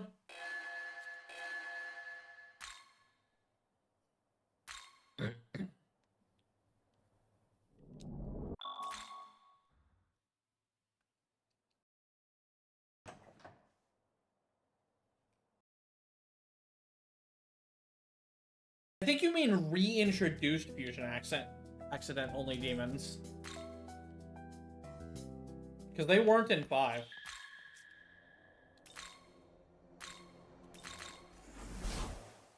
It's just weird how there's only 3 of them. I mean, it's better than the like 12 that are in SMT 4 and 4A. I'll tell you that from 100% perspective.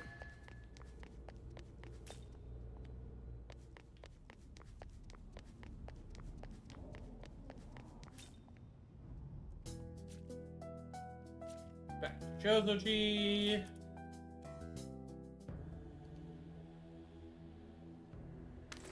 Thanks for the free bead.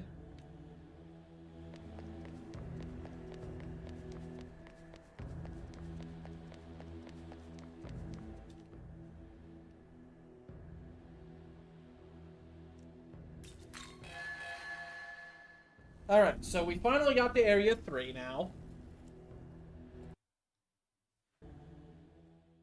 And the very first thing we're going to do when we get to Area 3, the very first thing before we do anything else, is we're going to go back to Area 2.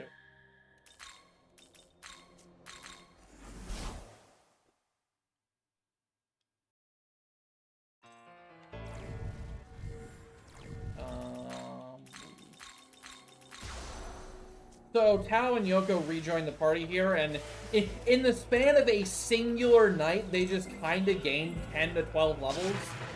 I'm not going to complain, but what are they putting in that Tokyo water, man? Can I get some of that? And we're going to use the Tao. Oh my god, Tao is popping off. She's angry. She's mad. Wow. The double. Still have to play the entire fight though. didn't actually matter at all.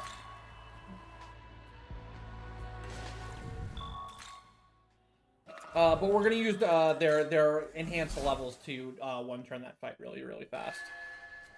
And that's the last abscess we're gonna do the entire run. You would. Essences, vitality, demon. You would. Decline, and then new to the route, we're picking up Dark Mastery 1 and 2 right here. We pick these up later usually, but we can pick them up here, and it's better to pick them up here. Kunda. So now we're going to do all of our fusions for basically the entire Area 3. That's right, we are already strong enough to fuse everything we want, for the most part. Is this demon? So we have a pretty long fusion chain here. Wow. Oh, I forgot to register earlier. That's not good. Is this demon? Okay, that's fine, I guess.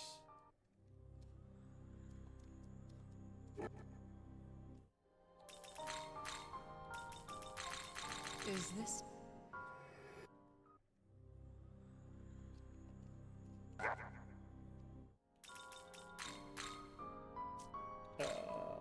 Is this demon?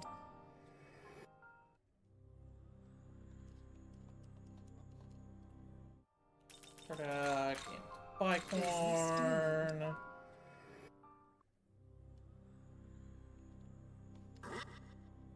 Into wands with the Kunda. Is this demon?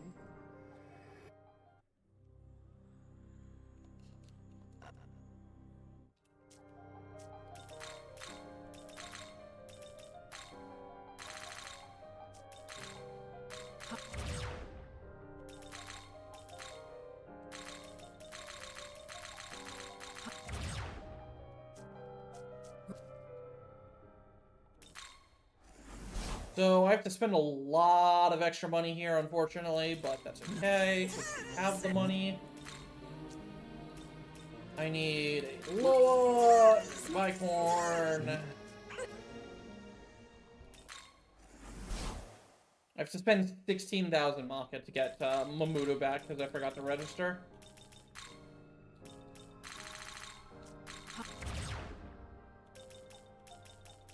And then Beast Eye.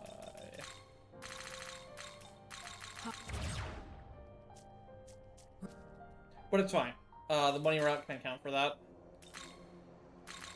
Alright, and now that we've done all our fusions and stuff, we're ready to go back to Area 3.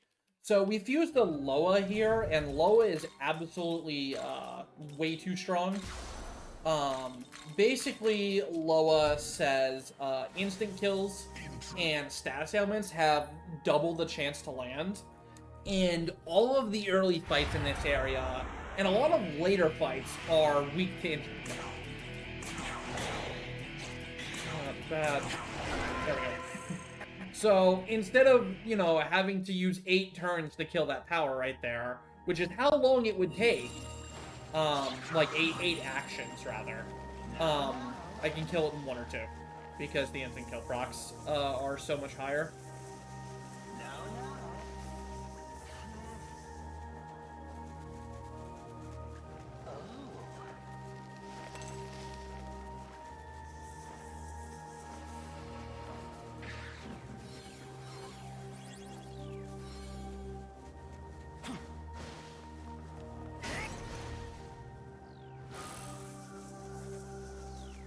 So the first thing we're going to do when we get to this area, which is what we're doing now, is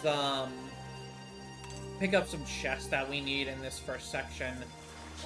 We need that Valkyrie essence for Safeguard later. And then we're going to be picking up a Mushu essence over here in a second. And also fighting this baton for some experience. That's a smoke ball.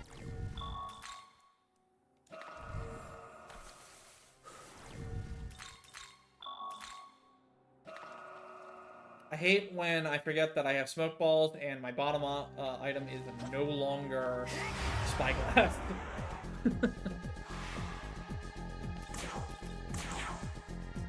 Alright, hold on. There we go.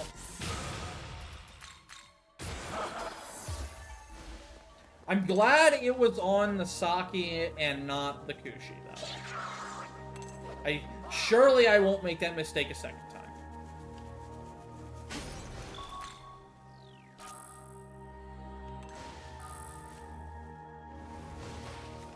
Of narcissism.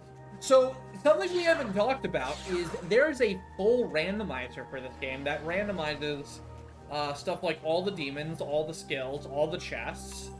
And my first seed to this point in the game, Narcissus over there, was replaced with Metatron. So there were just, you know, dozens and dozens of Metatrons floating around, which is absolutely terrifying.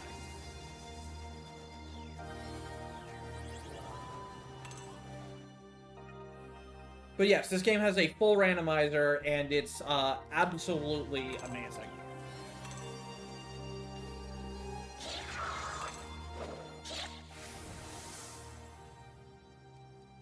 It can be very trivialized if you run with certain settings on, like having a Lunation Flux be inheritable and in the game to begin with. Hey, look, another Saki.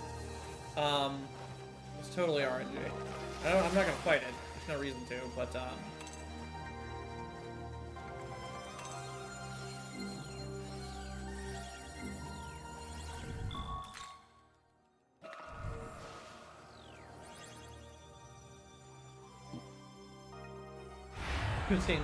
yeah, before some of the later releases, enemy sizes weren't proper in the randomizer, so you would have giant enemies that just had massive hitboxes everywhere. It was so funny. It was fantastic.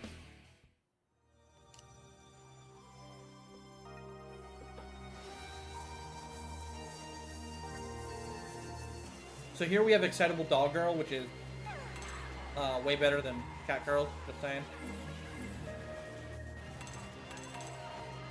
Unfortunately, we didn't aggro too many, so we didn't get to hear those voice lines. I'm going to pick up a Battle Sutra here. This will be very important for the end of the game to buff our physical attacks. Because that's what Sutras do, by the way, is they're items that you can pick up that give you affinities in certain elements that you already have a positive affinity in. Basically, affinity lowers the MP cost and increases the efficacy of whatever skill it's attached to, unless it's like a support skill. Those just get reduced MP costs. Your Tarukaja doesn't become stronger, it just costs less.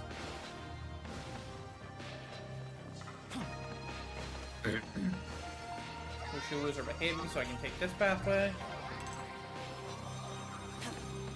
It saves me a jump later. And jumping is slow.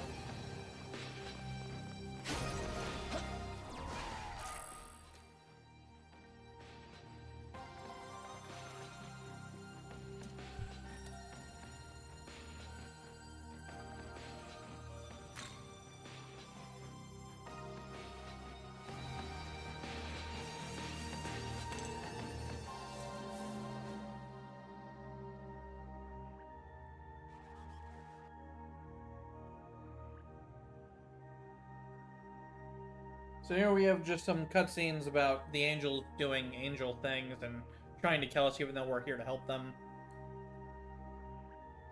Because why wouldn't they? They speak until the filth, and we must be purged.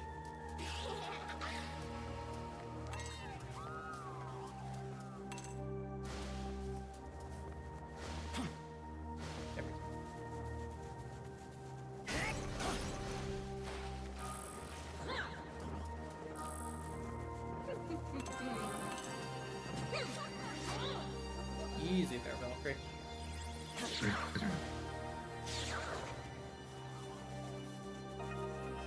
So I really like Area 3 in this game. I really like, honestly, both routes. I really like Area 3. The destroyed city sections are really fun puzzles to figure out how to get to places. And then, the music in COC's Area 3 is fantastic. And I really like the atmosphere of this one's.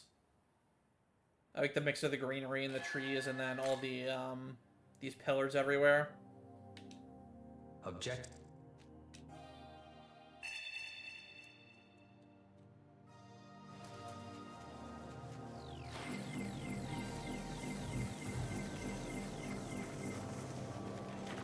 Yeah, remember to not read manga, kids. It'll turn you into a demon.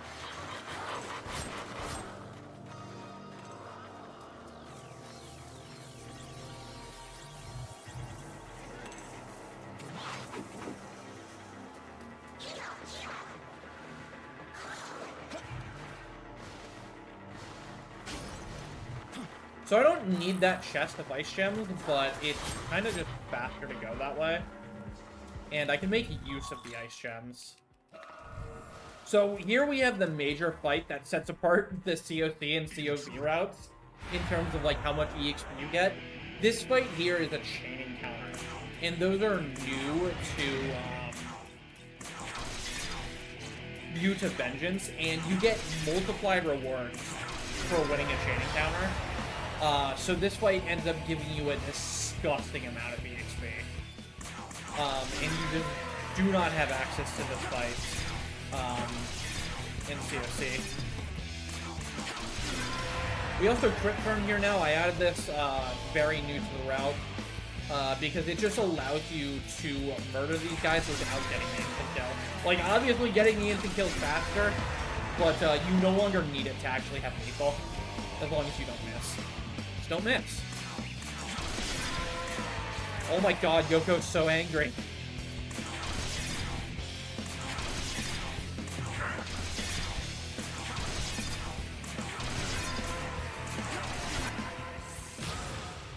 So yeah, that gives us 5 level ups.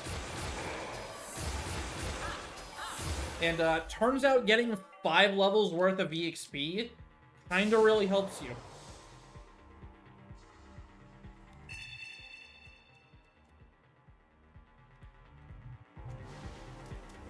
Alright, so now we have Orthros Adventure number 1. If I get into an encounter with these Orthros and they don't let me beg for mercy, I am dead.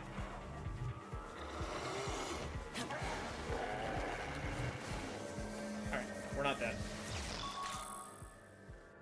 So now we warp all the way back to the start, and since we haven't gotten any terminals, or found, we still only have the first one, so we get to warp all the way back here without needing to, like, actually line warp. It's a small little optimization that not grabbing the fount before that area can get you, because you never go back, so why grab it?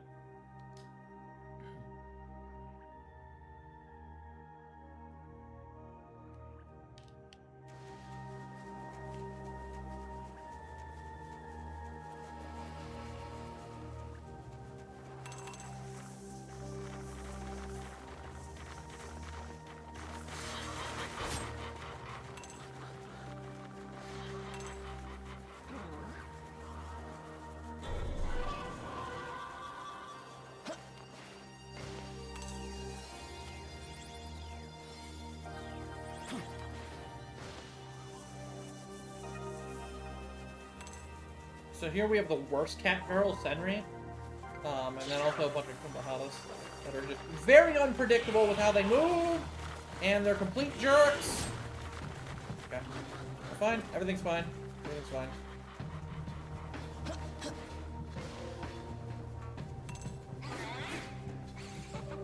Enemies in this game are interesting on the field map because, some of them move very erratically and very spontaneously very often, and then others just don't. So if you see them stop moving, you can generally expect for them to be there for a little while, and you can plan around that.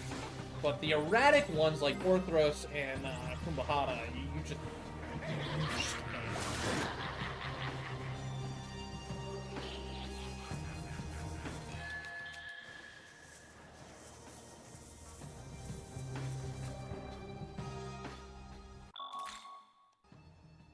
So here we meet up with Yakumo and Nua again, and I don't even remember what this cutscene's about. Probably just about the Kadishtu doing Magotsui things, and angels being bad, etc., etc., demons, humans. I told you that this world has no need to side with demons. And then we burn them.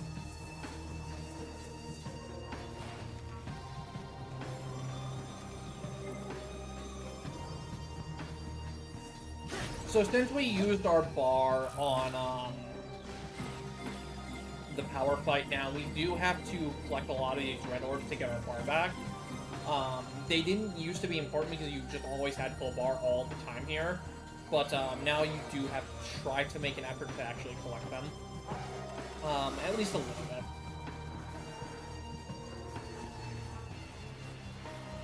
But ultimately, you run into enough orbs anyways that you'll never not get your bar back for the most part, so it's not a huge deal.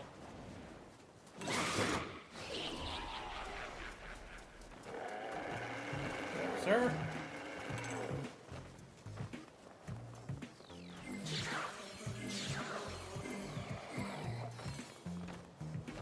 So it's actually way easier if the Orthrus notice you, because if they notice you, you can predict how they're going to move, because they're going to chase after you. If they don't notice you and they just decide to blindside you because they decided, hey, I'm going to move for 5 frames and then turn around immediately and move the other way for like 60 frames. There's not really a whole lot you can do about that if they just smash into you. So it's actually good if they do. Because then they'll just charge straight at you and you can easily maneuver around them. It's when they don't do that that it's awful. So here we're going to pick up some strength instances. These are going to be for, again, the late game when we buff up our strength attacker. Alright. Almost through all the Orthrus. Alright, these guys are being nice. Cool. They actually stayed in place, too. We've got a decent gear cycle, it looks like. Actually, no, this is kind of a bad gear cycle. Alright, easy peasy Gur. There's a Gur flying around there, or Gurlaloo, whatever you want to call him. We are going to save before this Matama because I really don't want to miss this Matama because of Kikuchi.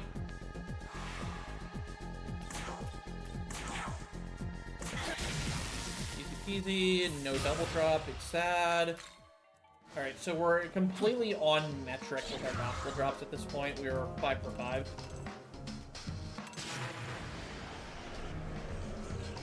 We're going to pick up this Magatsu rail here. This will be a shortcut we need later.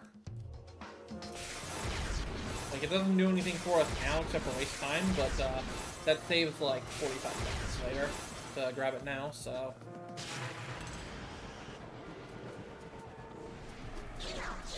Alright, one more section of Orthrus to run by here. Oh, they're giving me good pattern. Alright, easy. Easy every time. And then OTs aren't very scary.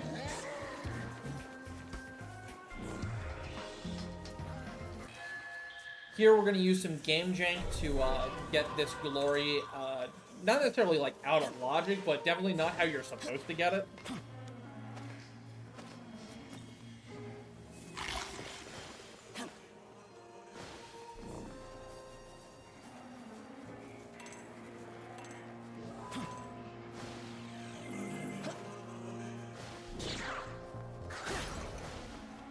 We're sort of just collecting all the things at this point that we're going to need for the rest of the area. Most notably, we're picking up an essence that has Matara Kaja on it.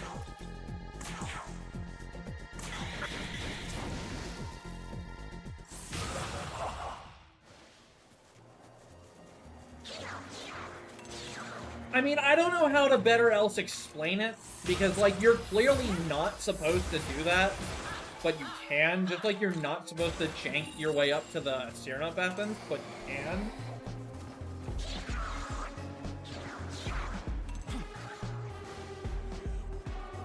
So please, the SMT5V rando doesn't even have logic. It's just a good way to describe this.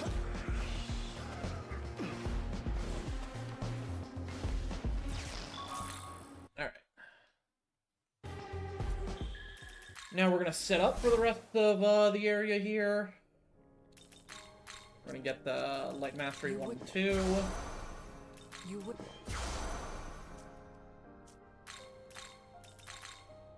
Pass Ice Breath.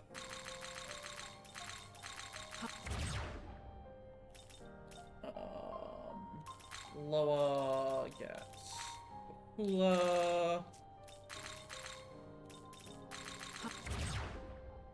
And Kaja.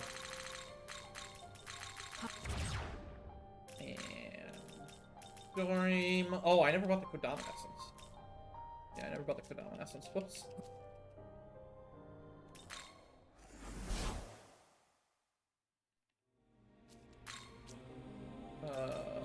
Kodama. Project...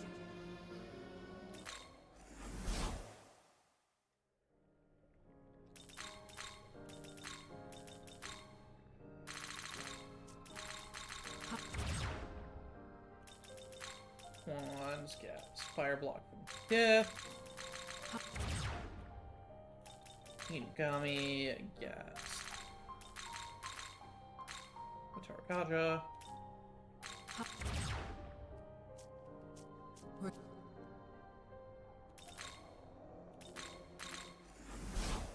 And we're off. So we gave out some ice damage there, and then we also gave out sleep, which we're going to be using on this next battle. It's not my favorite strat, but given that Loa gives us 2 times the ailment infliction, and the next fight kind of really blows chunks if you don't crowd control, because we're not able to deal with it fast enough. It's a necessary evil. It would be better if we had, like, Alice or something, but we're still, like, 3 full levels off of getting Alice.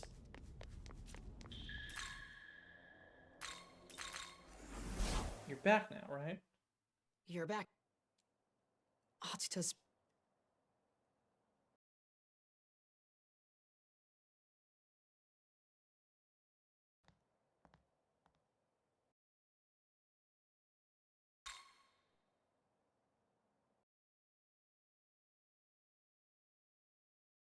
Angst, angst, angst, angst, angst, angst, angst, teenage angst!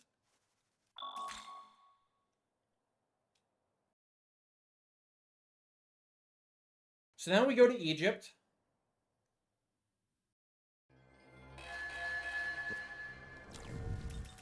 And we fix the party, and we save, because this fight sucks.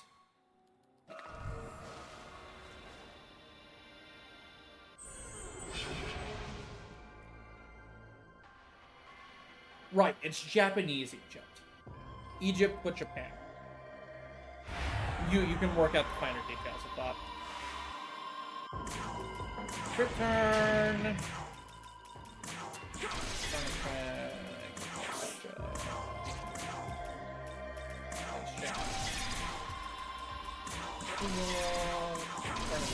Next kill.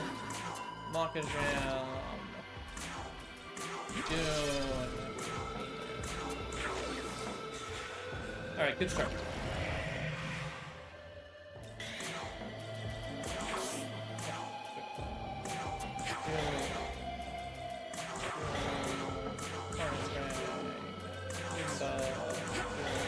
Dune. Oh, you're not dead, that's bad. Okay.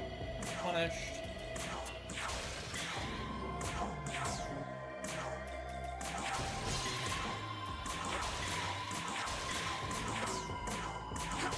Alright, good fight. That was a really good fight, actually. That fight's awful. Because it's RNG if Isis recovers and she can one-shot you. Or maybe it's a 2-shot. Either way, she can bully you real hard. And she didn't choose to do that. I suit this to Quans. So here's the first fight we're going to be using Strategize on. And you'll kind of see why it's really, really strong and why Inugami is so good. Young man.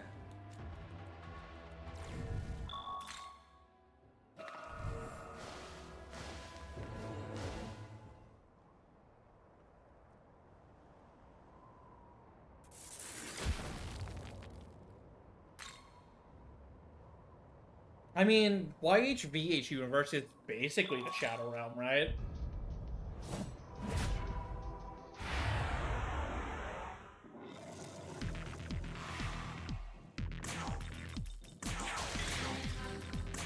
Haru,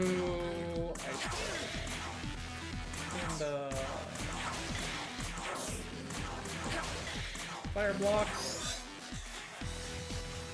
So this fight we're abusing Kwonsu's AI. He targets your weakness, so we're going to specifically make sure we have the right weaknesses on specific turns to make sure we know what he's always going to do. Your turn. Go. Like, if I had Inugami there on turn 1, he wouldn't have used fire. Or he had a chance to not use fire, he could have used Fizz. But because I had Inugami, he was forced to use fire, because Lola has a fire weakness.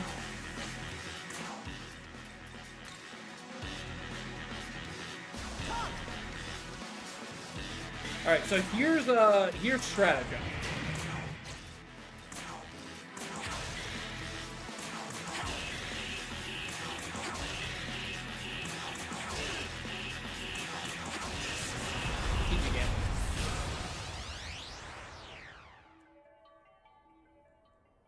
So, Inugami buffing MC's attack by 20%, and then swapping in Pandemonic Feast from Takemi Nakata, who we had anyways for a later fusion, to increase the hit count of Ice Breath.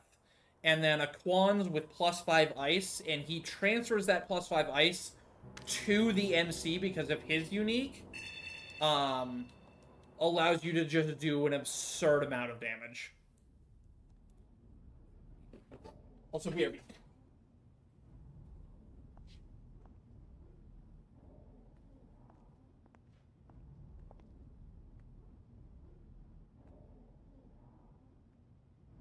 Hey. It's a risk. Do you think we can really afford to believe a demon's promises? Or not? You know what demons can be like. Would we be fools to trust them?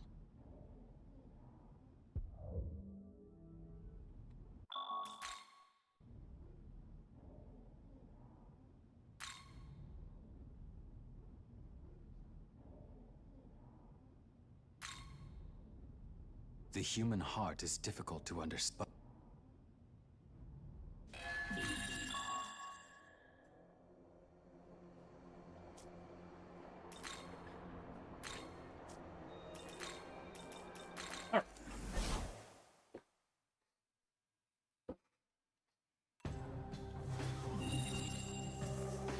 I don't know what I answered Yoko there. That choice does matter, but it only matters if you fail other choices.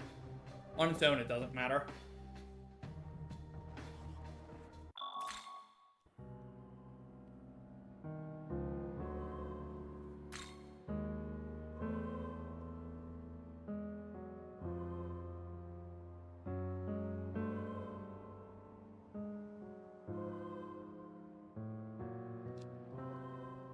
So here Dazai gets turned to salt, because of course he does, he deserves it. But unfortunately, it turns out it's magic brainwashing salt. And he's gonna have his unhinged cool kid arc.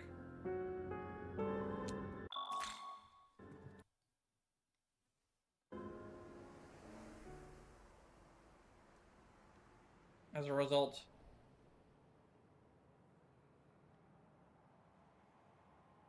Massima and not brainwashing people. Challenge level impossible.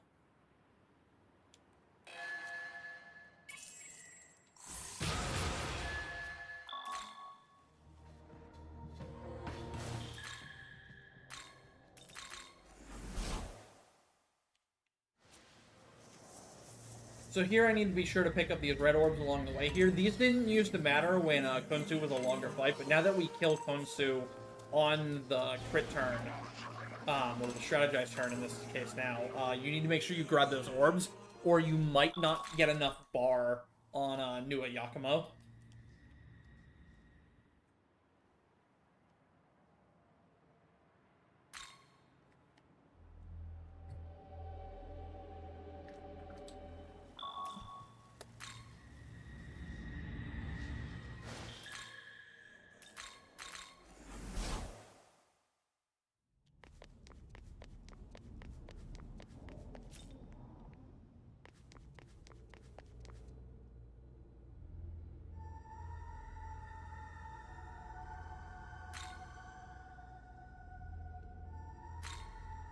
So here we report to Koshimizu about Mastema turning people to salt, and then the Kaddish Juice plan to suck all the Magatsuhi from the people of Tokyo.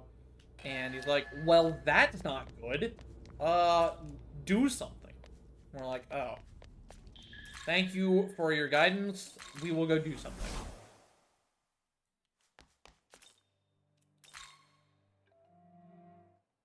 But first, user's like, hey, I know I've been completely useless, except for that one part in Egypt where I wasn't.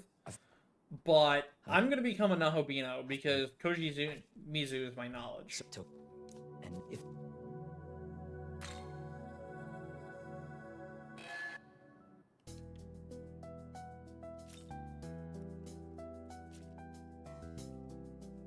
Young man.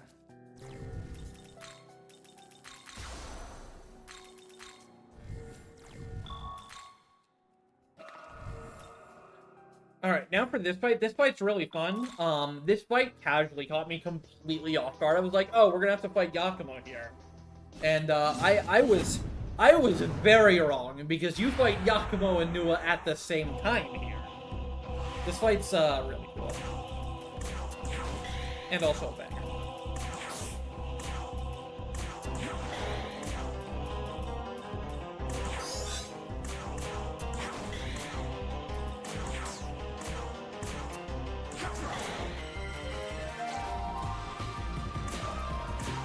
Bang.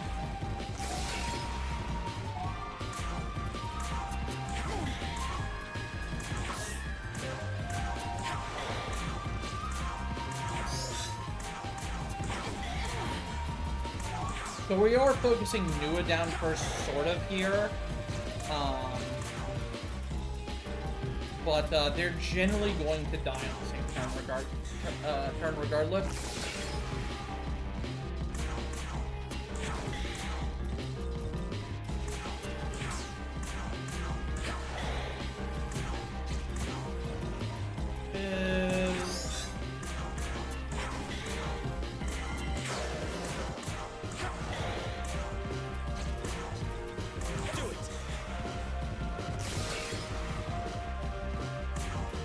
He's holding a Spartan.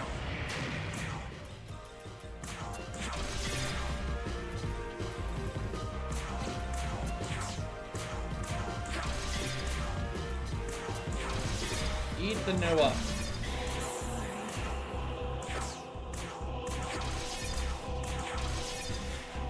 Alright, unfortunately, since I didn't have the extra Yoko hit there, that one's gonna live.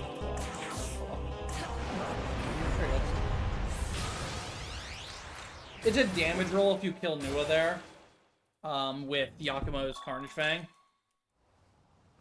I told you.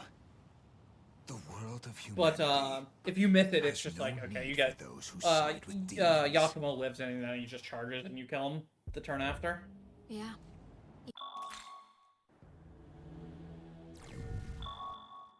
Oops.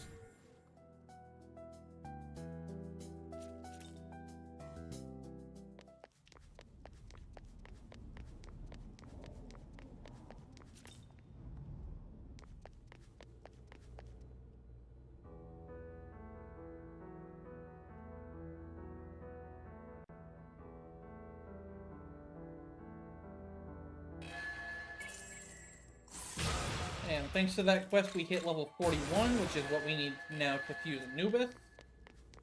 Oh no, Moon. Don't do this to me, Moon. Don't do this to me, Moon. Okay, cool. Little shadows.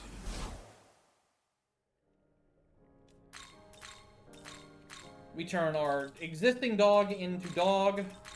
Is this Number 2. So no more Inugami. He did his service very well, but now he's Hayataro. And Hayataro is going to be very strong for us, so we're okay with that. Life Spring. Yeah, New Moon increases accident chance, so you really don't want to fuse on New Moon or Full Moon because, again, increased accident chance. Come on, let's get the Life Spring.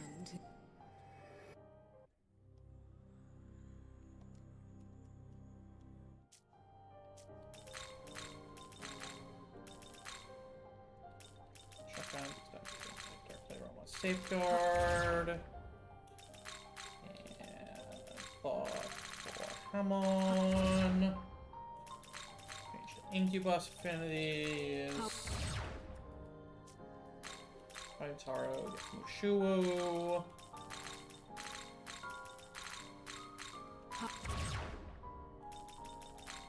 You get...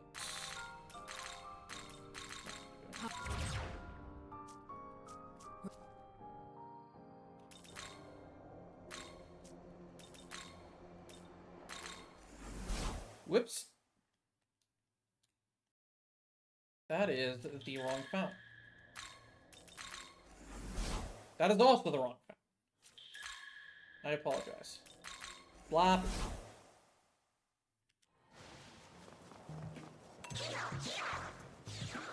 So we're going to take that rail we opened up earlier here.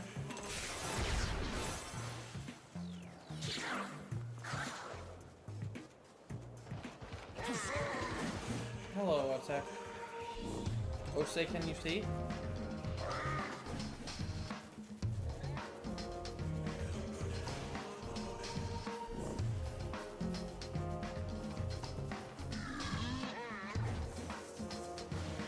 So now we go into the Silent Hill portion of the area. I really like this area, this portion, casually. I think it's really cool. It gets all foggy, and the music gets all Kadishtu, and Agrit just spawns out of literally thin air to bully you. Fun fact, if she catches us, we're almost certainly dead. So hopefully she doesn't catch us. But sometimes there's really not a whole lot you can do about it. Because she'll spawn like 5 feet in front of your face. Ah, like that. Just like that. Stay alert. So here we're actually going to use Tau. And we're going to be using Tau for defense capabilities, actually. That.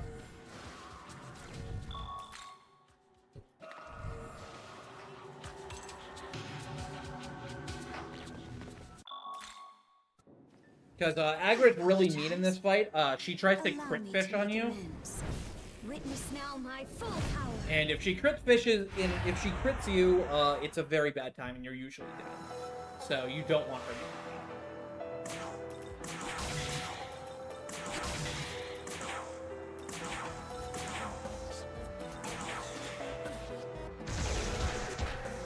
Okay.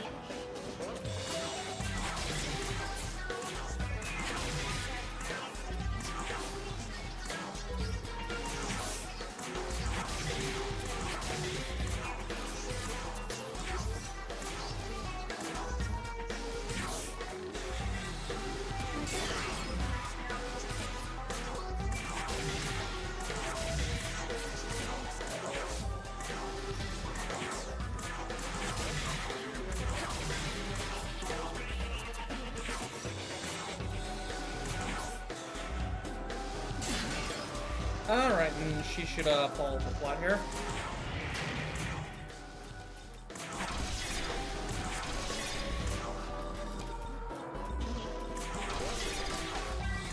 Big turn and crank for 1500 damage.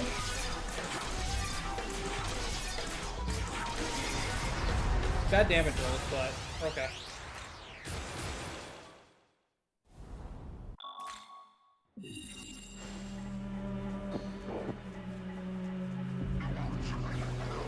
So yeah, basically we're using a magic mirror there to end her turn repeatedly, because you can't use dampeners, because she gets 3 turns instead of 2. So she can always do something with that third action that could be really, really bad. So you want to use a mirror there to do a repel, so she loses all of her turns. And then the first turn we guard, because that, again, was the crit fishing, and if you can't get crit if you're guarding.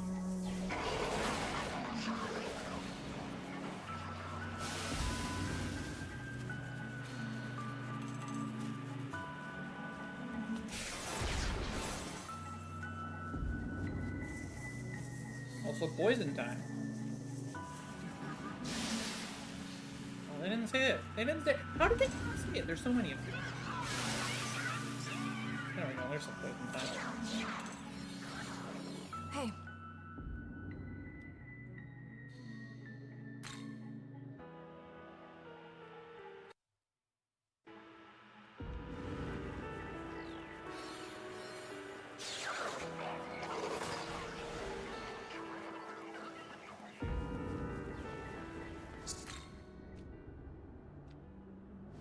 Gee, Ogami, everything will be fine as long as you're here. Surely nothing bad'll happen because you're here, right?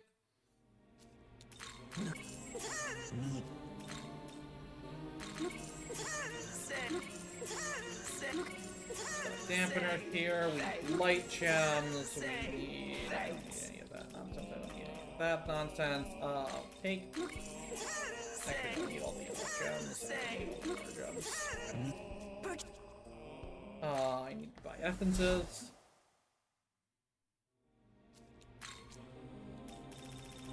Tommy. Where's Nozochi? I'll be using those later.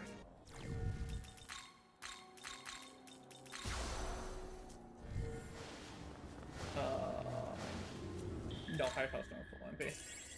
I wasn't either. Okay. Now for one of the most fun fights, this fight walled a lot of people casually. I know it's so many people who struggled with this fight.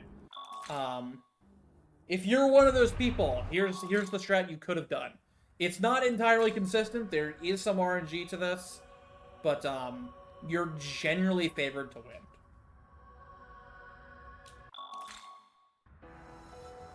If you refuse, then the sacrifice shall be carried out by us, the Kadishtu. The Kadishtu.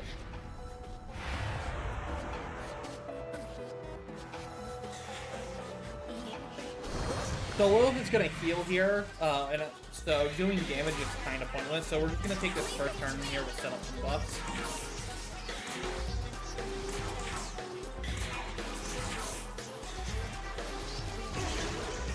Dang it! Hi, Taro.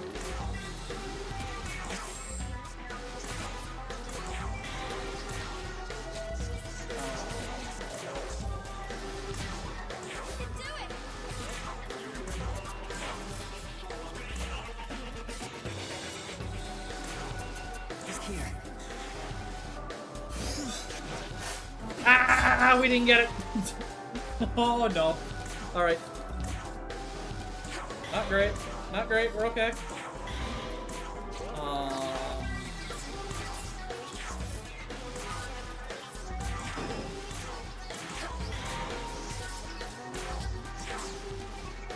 This is fun.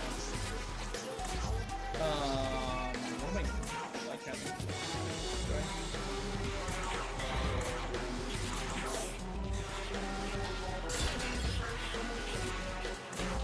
So there we basically missed like a more than 50-50, which led to some bad things, but we're okay.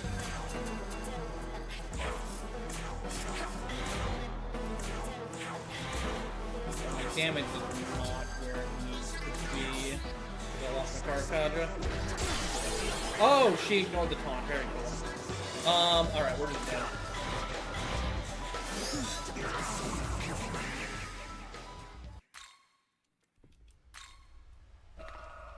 So very extremely bad RNG there. Young man. Because we got a taunt ignore and lost the 50-50 on the Tetrakarns.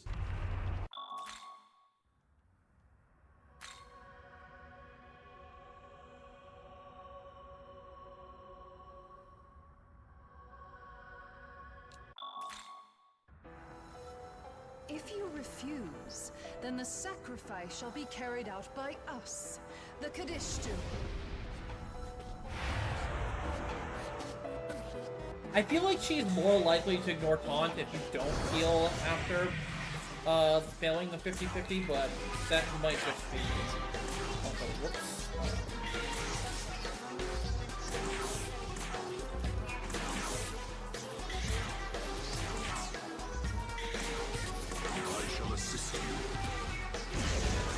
Alright, cool, no charm this time.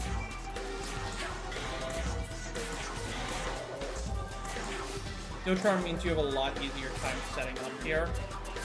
Give me a challenge.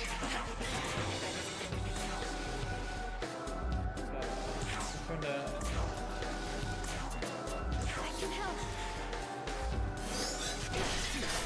Dude! Again! Really?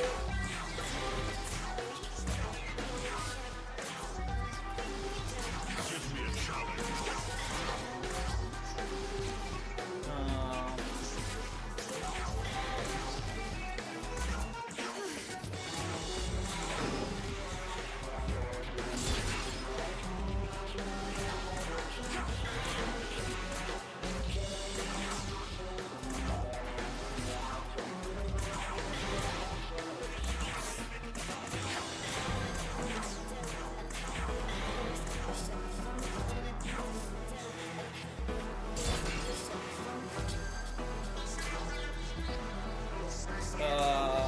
Yes.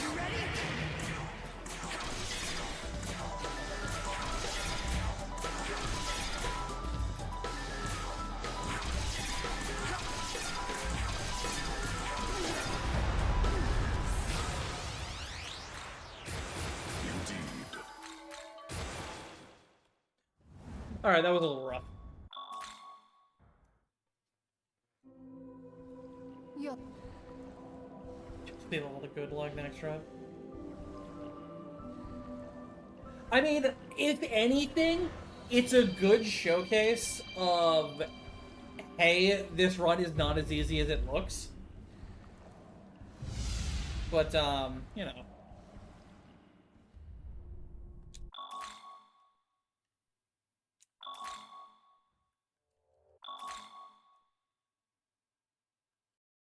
I can't believe I lost the axle crawl roll twice, though. That's so rude. But she didn't ignore taunt that time, and I think it's because I healed. I really do. I'm really convinced healing there helps with the taunt. Because you're not in, like, hey, it's a damage roll to kill you range, right?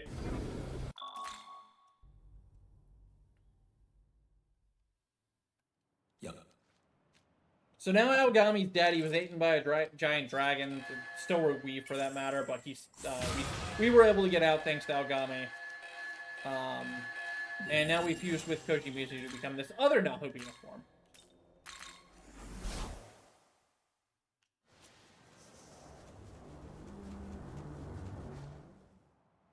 As for why we can fuse with Koji Mizu, it's because Aogami and Koji Mizu are like part of the same type of series of like created knowledge demon thingy-mabobbers.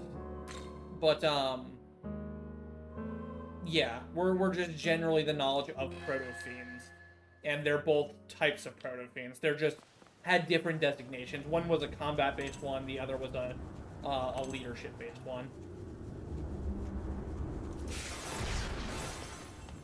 So now we go into Shotgun, which is a really cool dungeon, except for this fight at the very start of Shotgun, which is literally the worst fight in the entire run. I have actually zero guarantee that I won't get walled here for 20 minutes. I mean, it's never usually that bad, but Dark Block Rose are jerks. They are the absolute worst.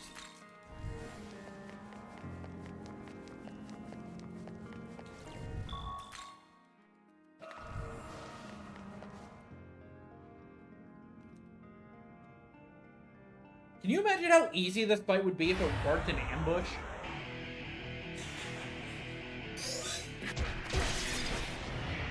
Okay, we're not dead. I don't like that they charged with the bow.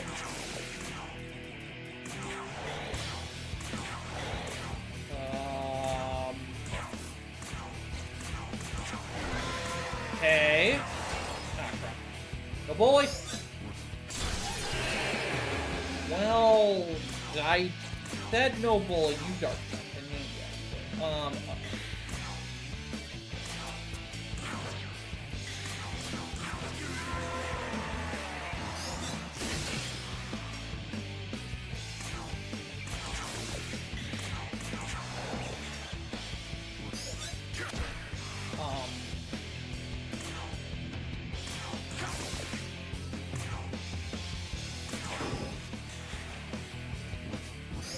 I don't know about this one, fam.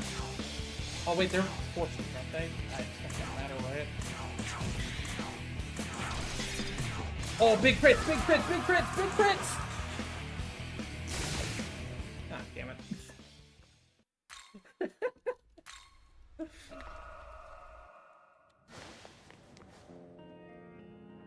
What? That was close. That was closer than it had any right to be. Stop! Ow! My face. I need that.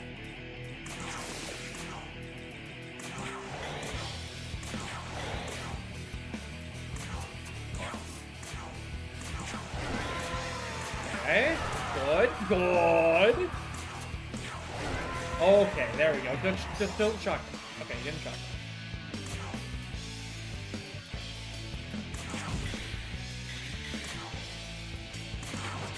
Alright, much better on this.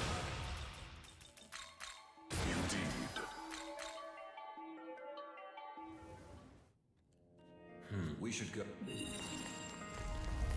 But yeah, that fight can go so many different ways, depending on how that turn 1 opener goes for them. They can easily kill low on turn 1, and you really don't want them to kill low, because you really are kind of just instant kill fishing on that fight.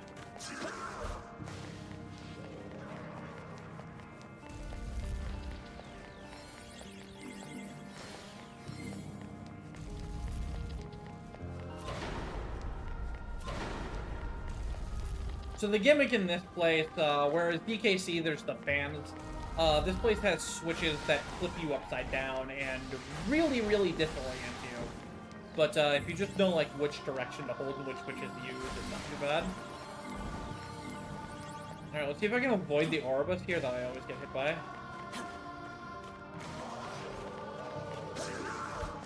Oh god, they're so...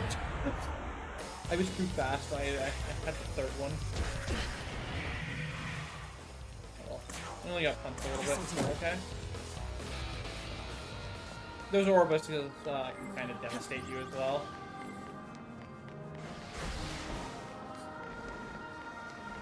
So the gimmick here is there's a bunch of Nues that spawn from the heavens and block off your pathway, so you have to take a certain route through all these mazes.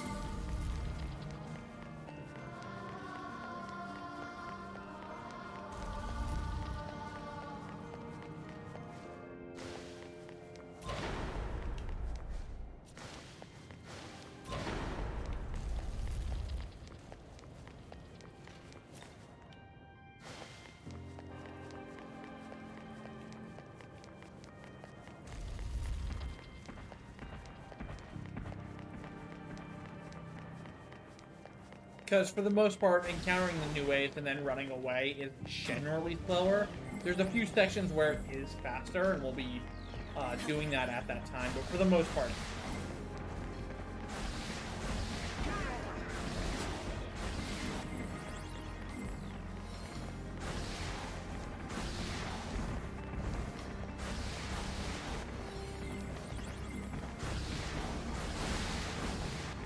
A good rule of thumb is generally it's the most obnoxious path that the new ways don't spawn in, because it's like, why else would they design it to have a pathway there?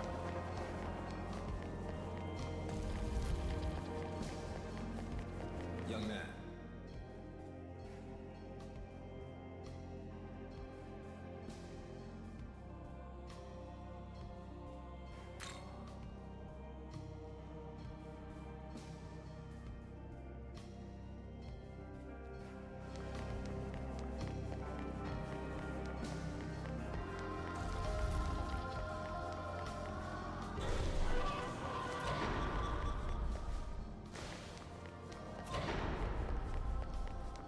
That switch there, you kind of have to hold down and left, because if you don't, you'll run straight off the edge.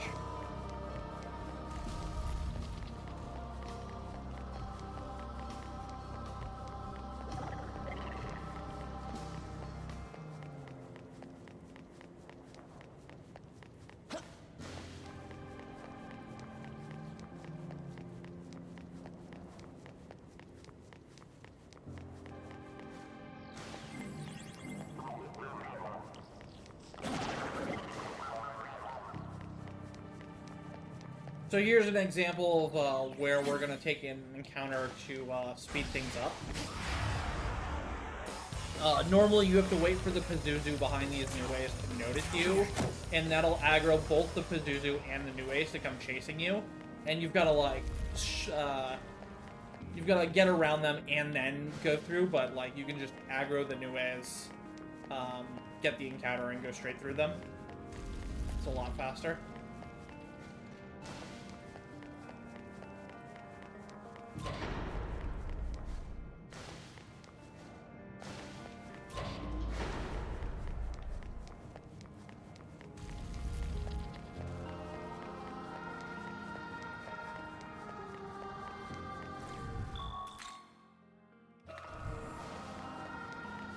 So this is the cherub bite. The gimmick with these guys is if you kill one of them before the other, they get extremely angry, so don't do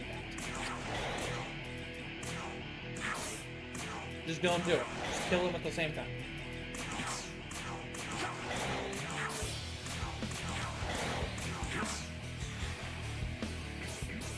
So basically they give you 3 turns and then they go ham. Watch this. Also, just don't miss. Missing is a ill-advised thing to do on this fight.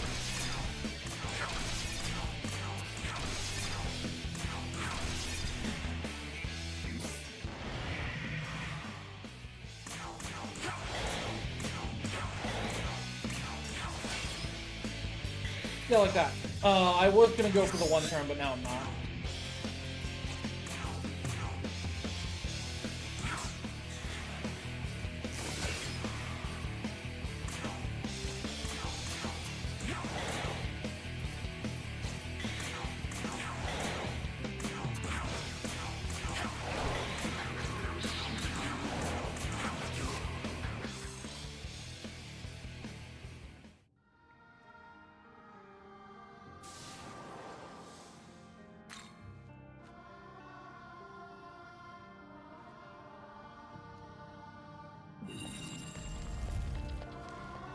So here we have some creeps that get in our way, and again, these guys, like, it's a really, really, really long walk to go around these guys. They're guarding a shortcut. So just by encountering them and then running away, we can go straight through them with our iframes.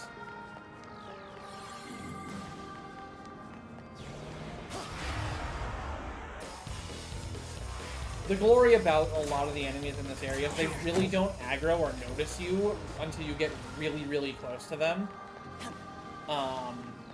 So you're able to start the encounter without them noticing, meaning you're always going to have a player advantage rather than having to worry about an enemy advantage.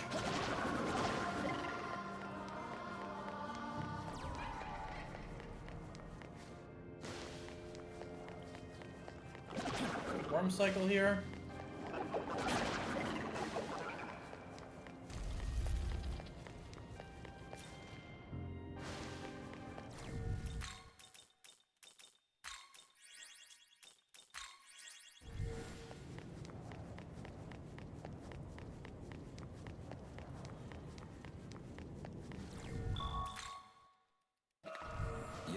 So here we have the Abdiel fight, and this fight is literally just a copy-paste from COC. She's got the same AI script where she, MC has basically a permanent taunt. So as long as you guard the MC, she's just gonna do nothing to you the entire fight. You can still miss, though.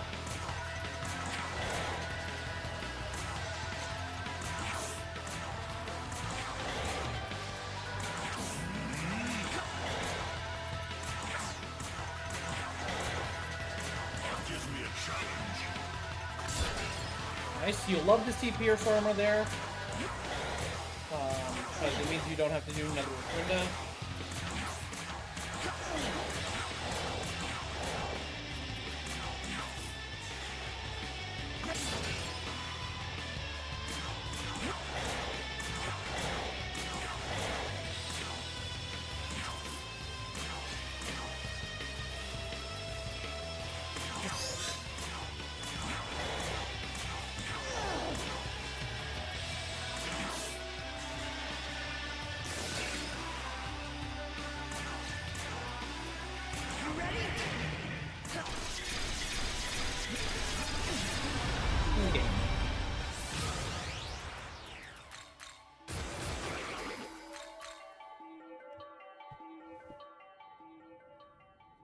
I think that is the, I have my splits open and running just so I know how far along we are, for, like, an estimate. I think that is the first split I've saved time on the entire run, versus my PB.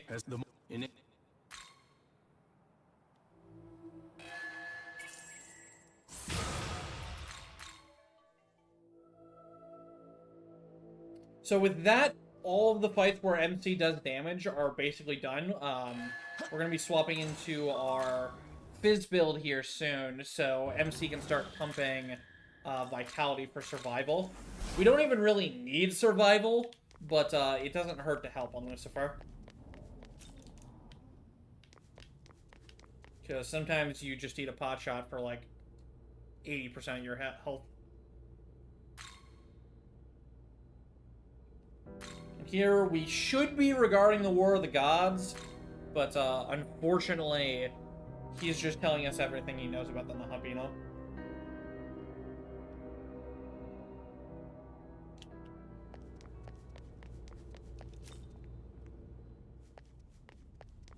Hey.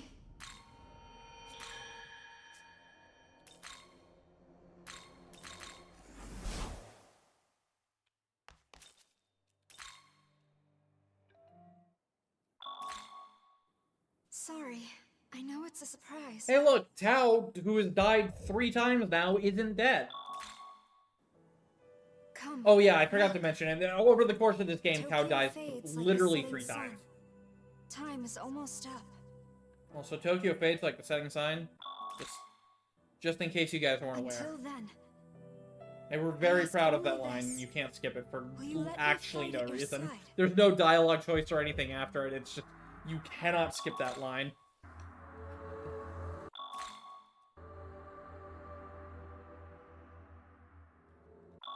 Alright, so you guys remember how we did that power fight in Area 3 early on? We got 5 levels off of it. That's gonna be what we aim to do again here, only we're gonna be using Nebrios this time. This is sort of, we need to get levels because we are supremely underleveled for this point in the game. And we need to find a way to get to level 62 so we can actually clear boss fights.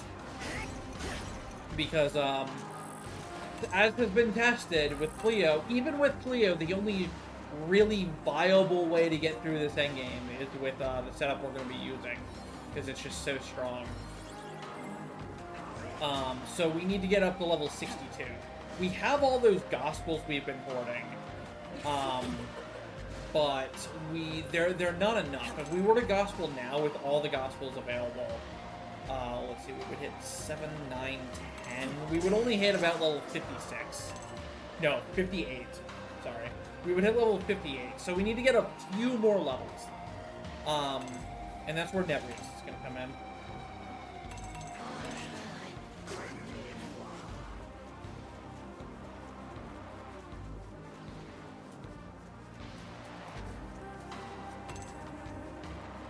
There he is. There's our boy. There's our boy.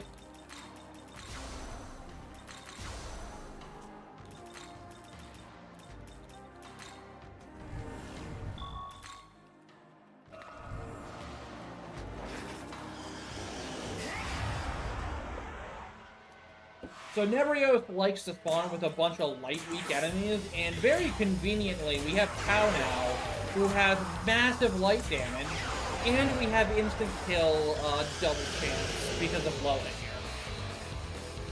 So those combined will let you do some very silly things to the Nebrios. Except when Fafnir shows up. If Fafnir shows up like this, you're very sad because he's very, very strong and he likes to murder you. It's not a good time when Fafnir shows up. But that's why we bought a Lech Gem, just so we can deal with the Fafnir. Oh, that only got me 49, huh? Alright, so that was a really bad grind, unfortunately. You generally want 4 follow-ups there, and I only got 3. You can get a max of 5. So only getting 3 is really bad. So we're actually going to reload and redo that. And we get this garbage. Titania is also really bad because she knows life. So you kind of have to settle this a little bit different.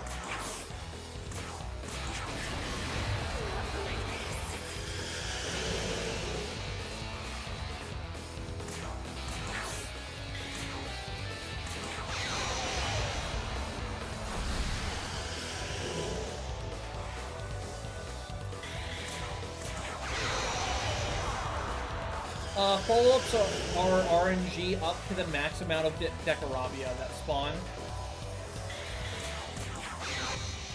Alright, 51's good enough. It's early 51. Okay, so I need 11 then. I have 5. I get 4 and 2. Okay, yeah. So I have to get the extra Matama here now, which is a little slow, but that happened. Most of the time you need the extra Matama.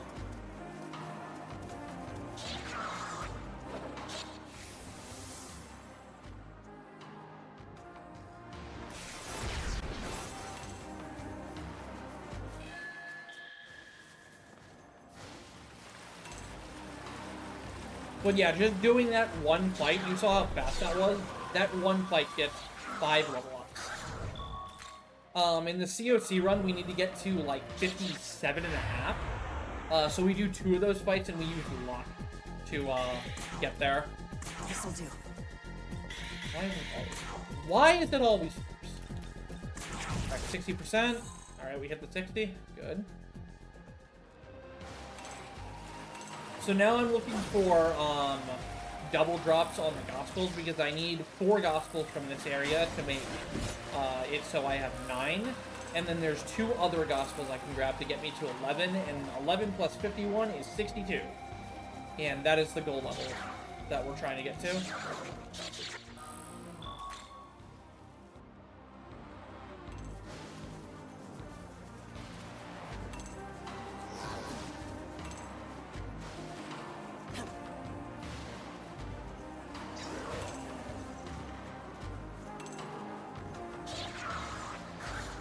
If you get the max follow-ups possible on that Nebrios fight, if you get all 5, generally you will hit level 53, and that avoids this whole run over to the second Kusi. Which, in, like, record attempts, saves you, like, a minute and a half. But, it's also extremely rare to happen.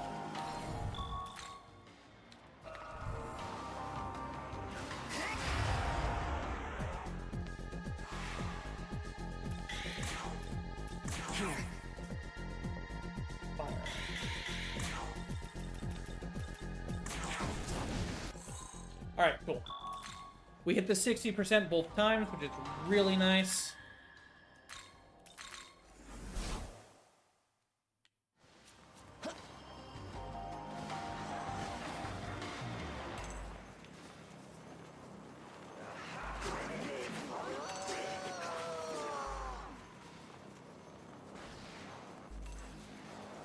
So the kind of downside to this strat is we have to run around now with this attract pipe on.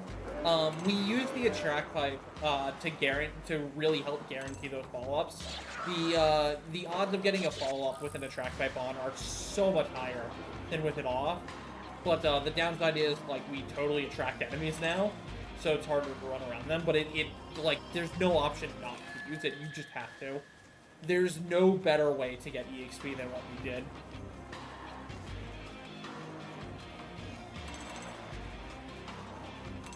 The only other contender, really, is Lungdas, which are really far out of the way and spawn a lot less often with stuff that's also lethal light, so they're way harder to kill.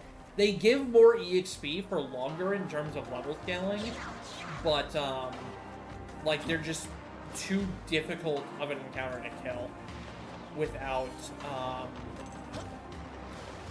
really setting up specifically to fight them, and setting up takes time, so it's not very fast.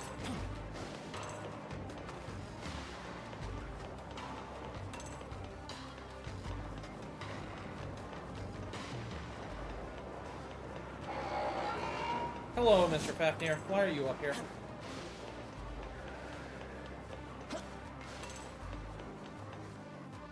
Oops, I fell. Totally not on purpose to grab those chests. So down there was a bunch of Maka and 2 stamina incenses. Those stamina incenses are actually extremely relevant because the demon we're going to be fusing to end the game with actually doesn't have enough MP for what we want to do with him. And then also has no contingency MP if you miss an attack, which is a 99.5. Like, your accuracy is 99.5, 99.7. So you can miss. It's extremely unlikely. Knowing my luck, we will, based on how this run is going. But if that happens, you don't have enough MP to finish the fight without those stamina incenses. Like, you can use a healing item, but, like, it just makes things really, really awkward.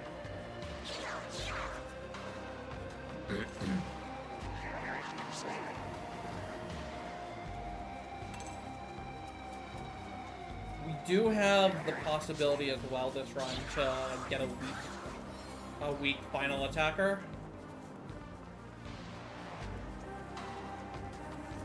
Alright, so here's the distinction between glitched and glitchless is we're going to... Hold on. We're going to tab out of the game.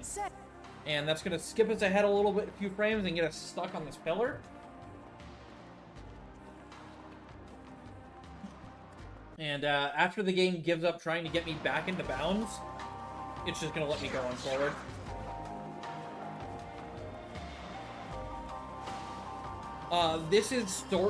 That is a different version of the skip that we do in the Switch, where you use the home menu to buffer a slide past the cutscene trigger. We're fundamentally doing the same thing. Whoops. We're fundamentally doing the same thing with the tabbing out of the game, where we're forcing the game into a state where it runs for a little bit of extra time without having any active collision or, like, active processing on it. And that gets you just far enough to get stuck on the pillar. Because they fundamentally changed how the walkbacks work in Vengeance. In Vanilla, your character would only walk back 3 steps, I think. And if you weren't back in bounds then, the game would just be like, alright, fine, we'll let you go. But this game, they force you to walk back a lot of times until you're back in the bounds. So the only way to stay, like, beyond the cutscene barrier is to get stuck on something.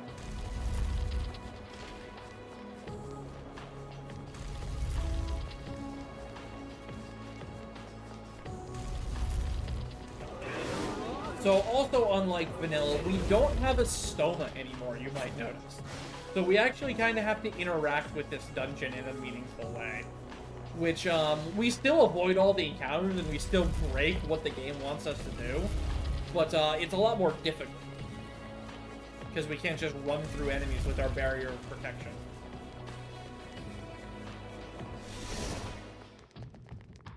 Like, this right here is the only section we do legitimate with the intended solution. And you don't have to. There's ways around it. I just find that to be safer and not slow enough to risk getting the encounter. Because, these enemies are very dangerous. They will absolutely murder us if we get into an encounter.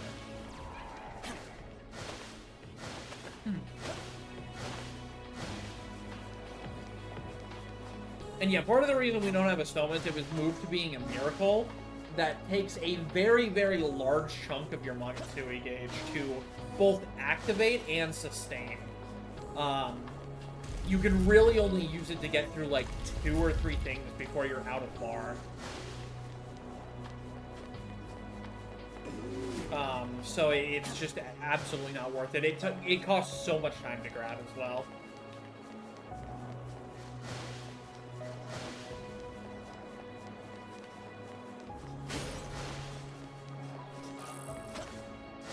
Earlier routes of this game did indeed grab it, along with a number of other things, but they've since all been cut out.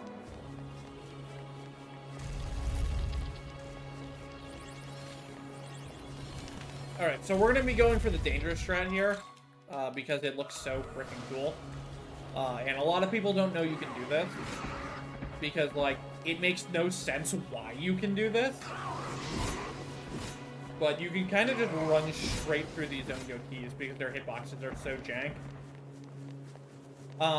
To be clear, if you're off-center from where I was just doing that, and you don't do, like, the curve at the end, you will get hit. Like, it's actually way more precise than it looks. Like, we're not just running through them. We're specifically aligning with a certain column of movement where there's not going to be an active hitbox, despite there looking like there should be.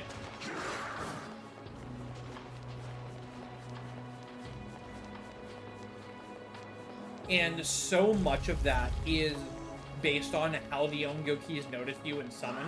If you try that in any other location, it's not going to work. It really only works in that hallway because of how everything is oriented. But it's super cool.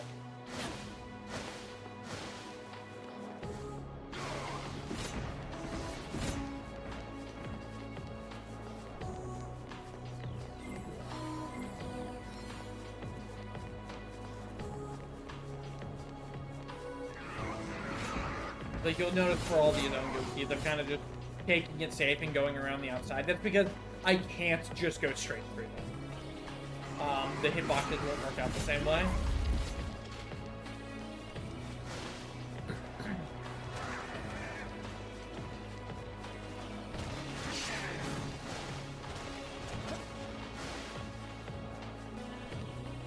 But yeah, this place is really cool when you actually have to interact with it. It's a shame we still don't have to interact with the portion of the dungeon that's like the time stop mechanics and the maze aspect. But it is what it is. I can't wait to find out I forgot the oh, it didn't. Oh. Oh boy. Oh! Okay, player. This'll do. Easy. Never punched. Never punched. It didn't look as cool. I'm sorry for that, but never punched.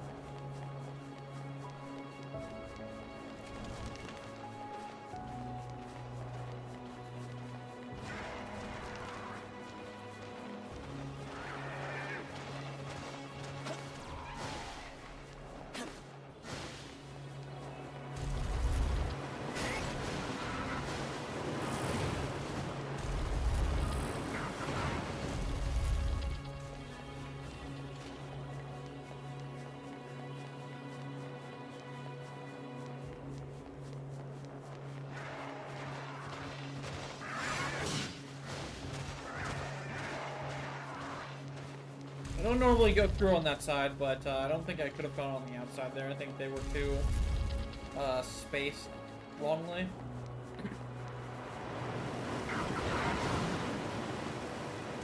There we go. That's how motivating looks like. You normally just do the loop-de-loop and move out of your way. Alright, we're through Temple. At this point, nothing else can kill the run. Hooray. The danger is gone. You don't have to bait in that room. Oh, you can just run straight through. Oh well.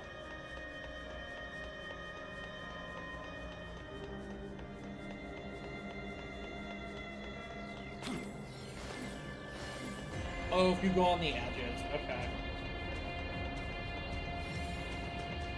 That makes sense. That one is not too close to the edge. Also,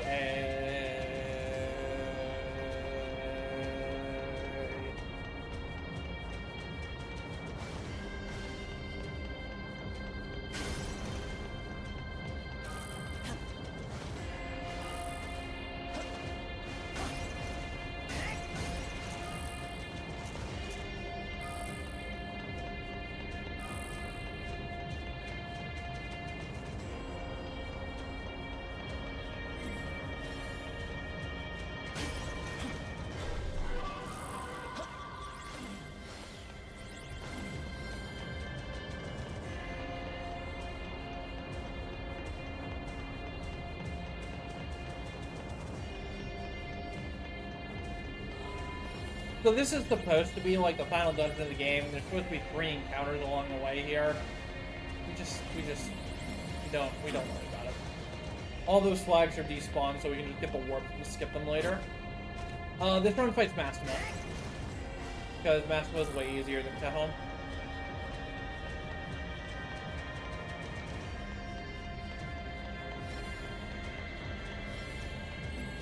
Why is my moon awful, dude? Oh no. Alright, this could be a mistake, but, fine. Oh, it's decreasing. Okay, no, we're fine. We're fine. Moon's fine. Moon's fine, I take it back. Quick trip to Egypt. And now it's time to fuse the crew. First, we're going to level ourselves up to 62, like we've been talking about. That's not all, thank Gospels. There we go. Level up the crew. We're going to part with our Loa and Anubis because they don't fit into the fusion route at this point. Click on another save quick. Shadows. Alright, the last sections of fusions. Here we go. Lamia.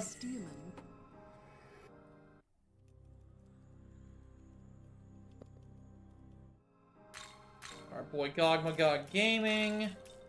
Is this...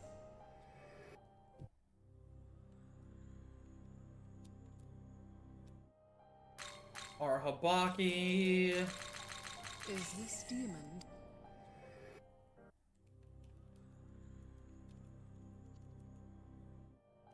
And Titania. Is this demon?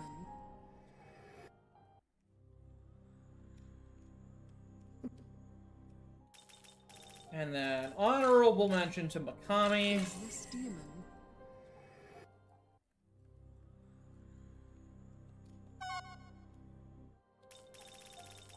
And last but not least, our very own dynamic attack sheet.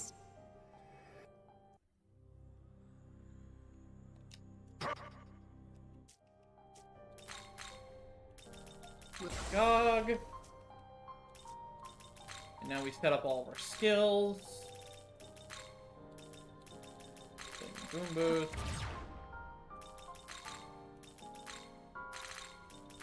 Spring.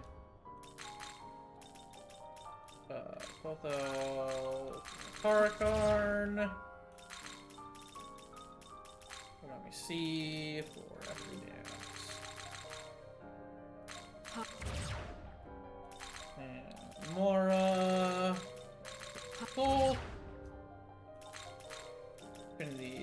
Jijai. Tanya, I guess Beelzebub.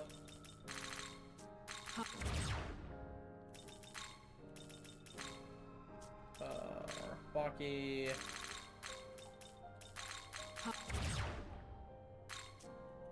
And Boomboot. Gog Magog gets their Piggy.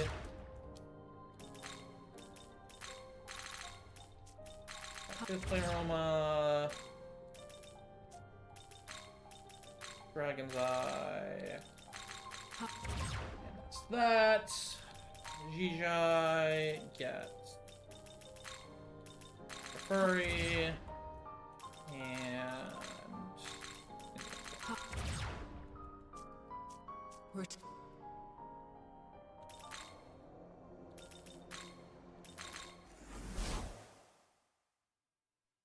so this is our crew.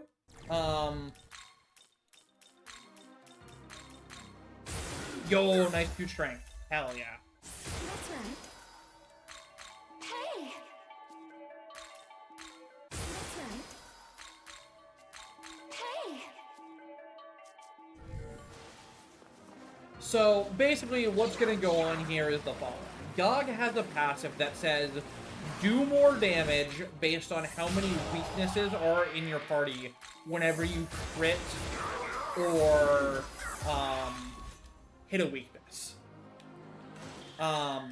Arahabaki has a crap ton of weaknesses. MC with Jijai Affinity has a crap ton of weaknesses.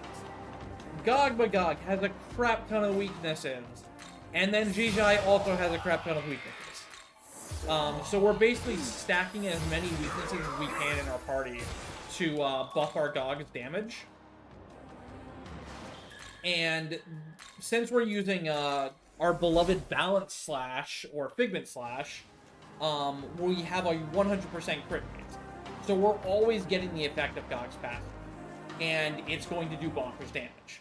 On top of that, we're going to be using Arahabaki, whose passive says whenever you summon a demon, their support effects will now match mine. So that means if my Arahabaki has strength up, defense up, agility up, and charge, and I summon in a demon, that demon is going to have all of those same status effects. Combine that with Strategize, where summoning and desummoning doesn't take a press turn or an action icon, and you can do some very, very broken things.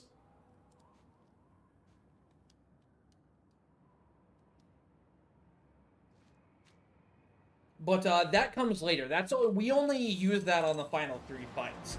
Everything up until the final three fights are going to be just Gog Magog's strength on his own.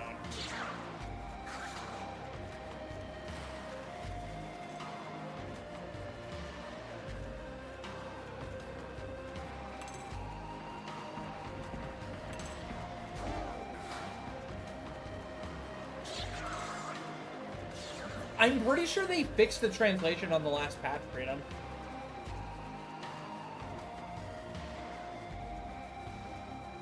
But yeah, the description for Arahabaki was really, really bad when the first game came out. And yeah, Leanne's is also really bad too.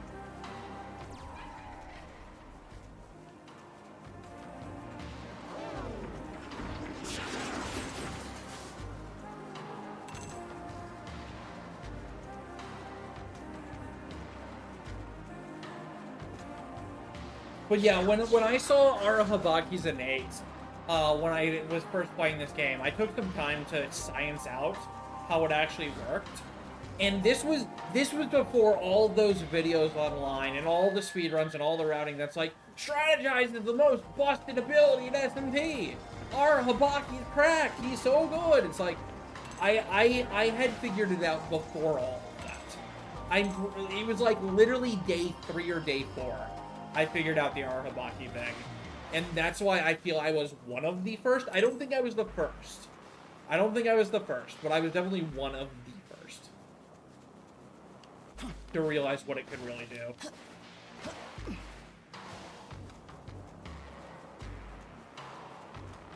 So we have to go all the way out of the way here to get a final battle sutra.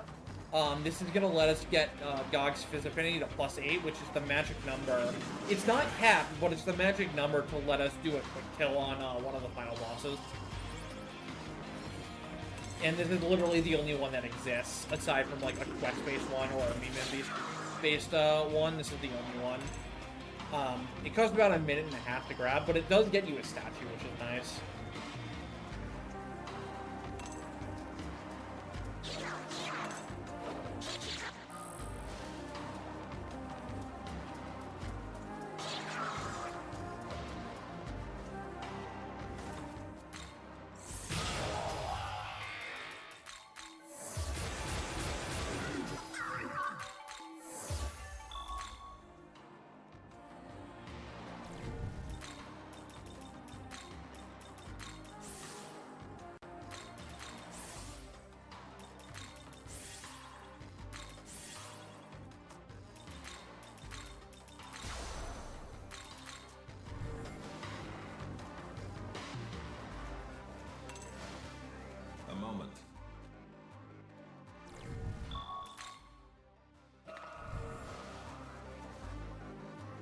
Alright, so here we're gonna have Basilbub.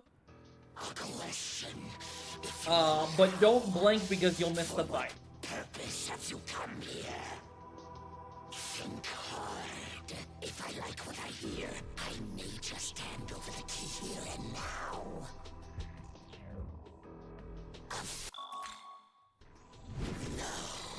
I would rather put your might. Oh yeah, also, dynamic attack shift passive makes it so Gog can't miss his frequent slash.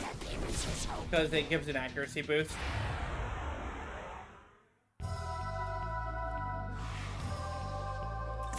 Gog. Okay.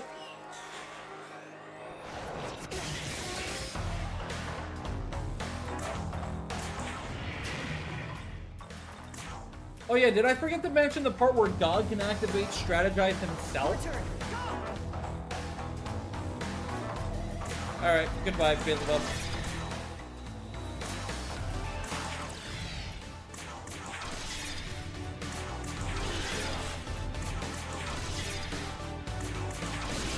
Goodbye.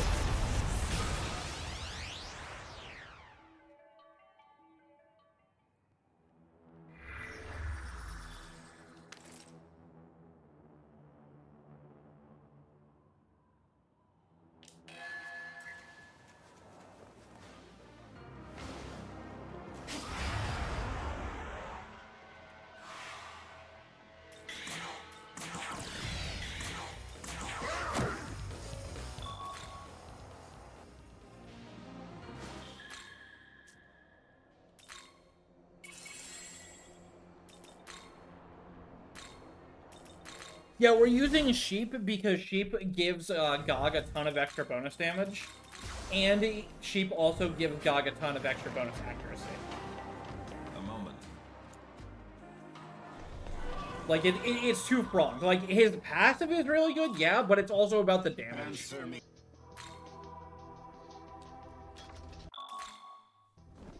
You want to see what happens to fools who dare to cross Bethel?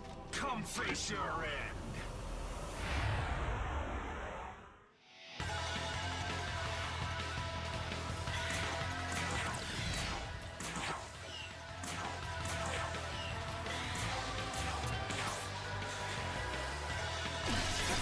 Ow! What do you mean Brave Blade crit the MC? Well, that's why Enduring Soul. Let's go.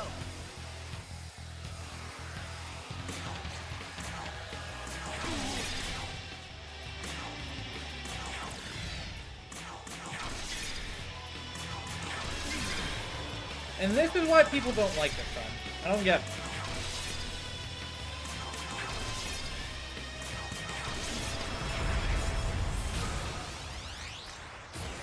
I do not comprehend.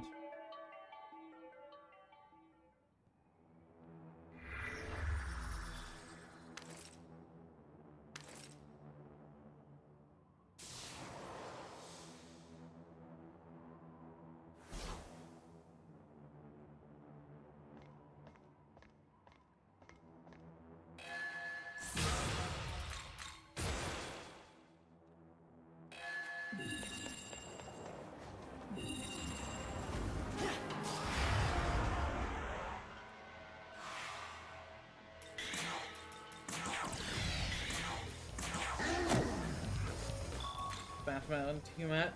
Yeah, but it's like, it's 2 fights. Like, I can get if you hate it in the hard mode route, but hard mode's just bad.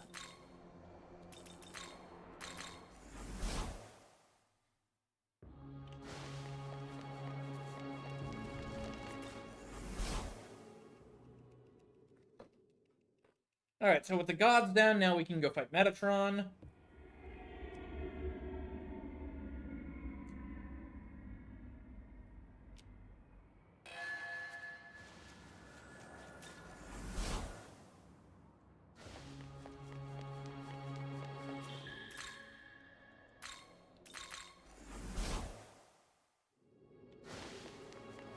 Say. But first we have some cutscene triggers we need to hit.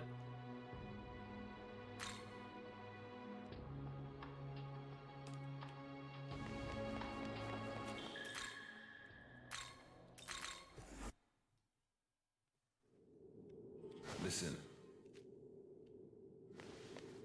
So we're gonna purposely, as you can see, we're absurdly strong with this build now.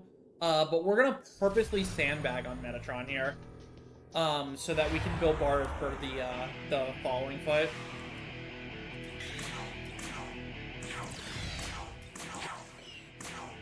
Oh, I didn't put in Tanya. Whoops! Sheep, get out of here.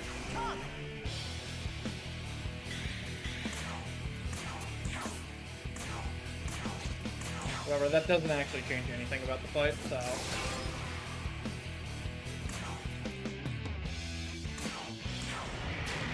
Actually, it might now.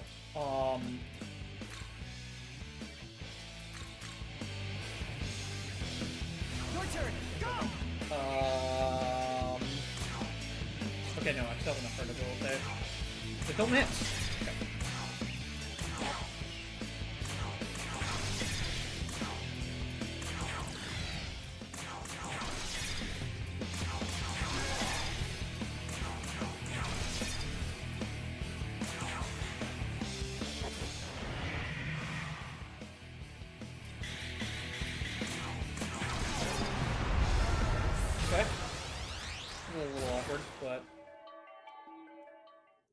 My bar is not in a great place, but we should be okay.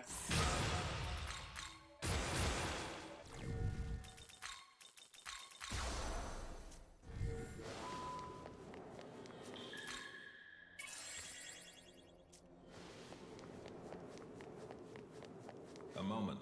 Actually, I might not be okay. No, I think I'm okay.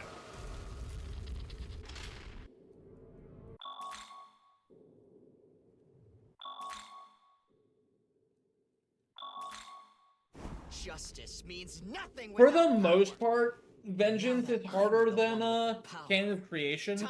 It's really only in the endgame where things are easier. And like the Area 2 final boss.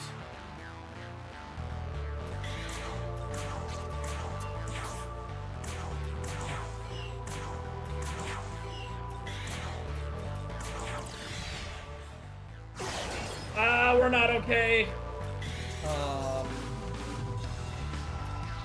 How many actions am I losing here? I still have enough. I'm not gonna have enough for Tiamat then.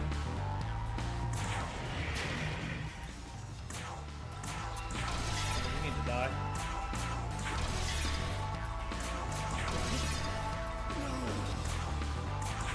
Oh, I forgot to put in shoot first.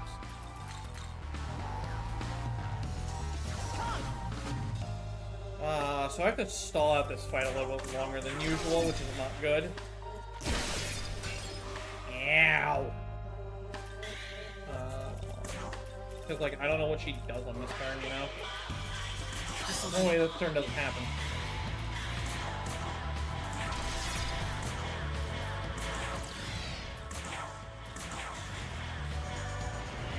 Okay. Okay.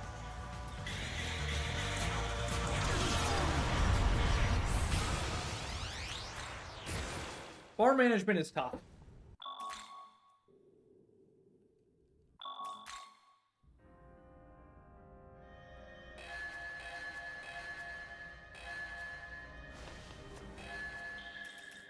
Alright, now we do some of the silliest thing I've ever seen in SMT speedrunning.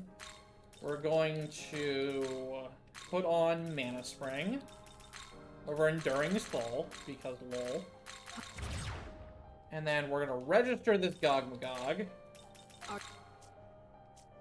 And then over our base Figment Slash, we're going to teach Health Thrust and Megaton Thrust.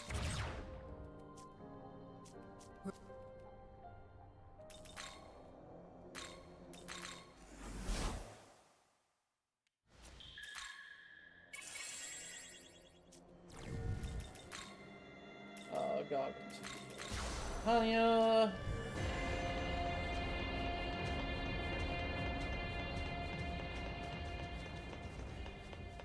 Honestly, Vengeance and Vanilla 5 ask different things of you. By the nature of the multi-target boss fights.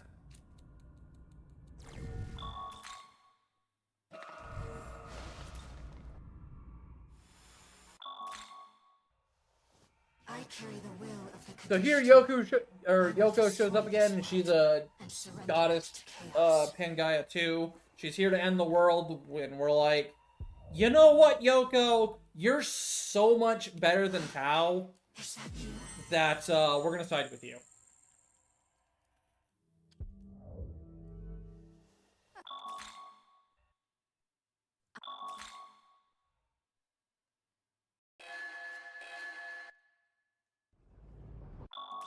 And now we've got a dragon. Make that 4 dragons.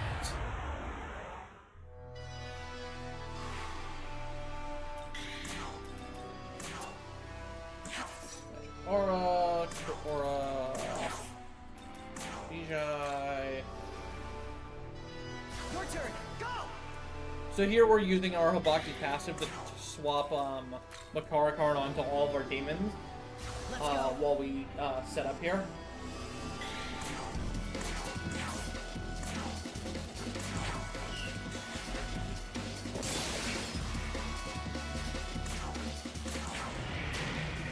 Alright, so here's the true power of strategists, by the way. Your turn, go! This is the true power. Though it's not very well illustrated on this fight. Oh, I forgot the sword.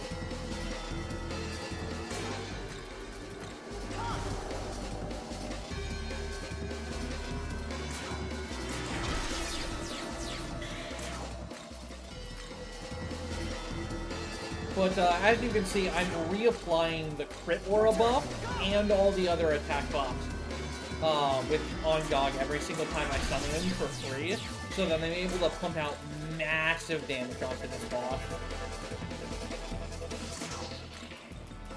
Let's go.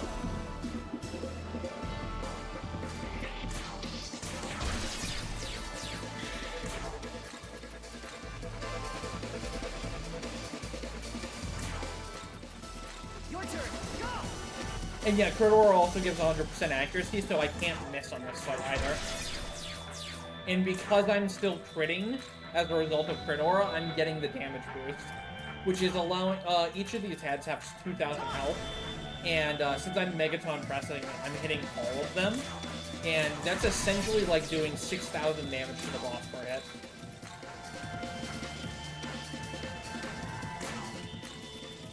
Let's go.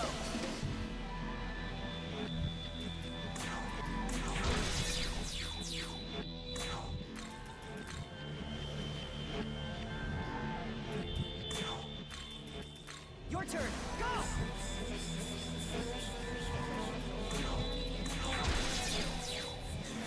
Alright, so the boss is at like sub 2,000 HP now. Evergreen, D-Bell.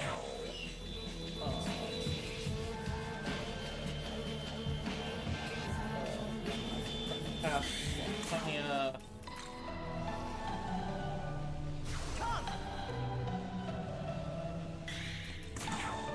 Guard.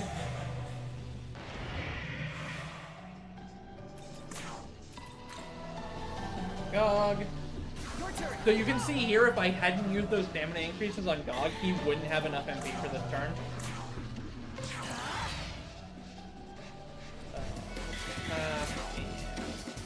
That's fine.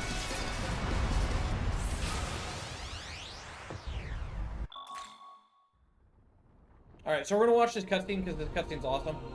Young man, if you wish to live, take my hand. Like, this is like the coolest cutscene in the game.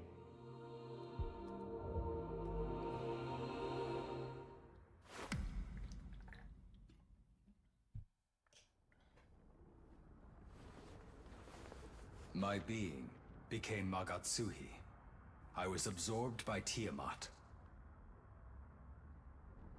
When she fell by your hand and reformed, my essence escaped hers. I have reclaimed myself. But when we were bound together, I learned something. As a primordial goddess, she is nearly immortal. Yet her divinity is rooted within her identity as a dragon. If you seek to best a godly dragon, you'll need a godly dragon slayer.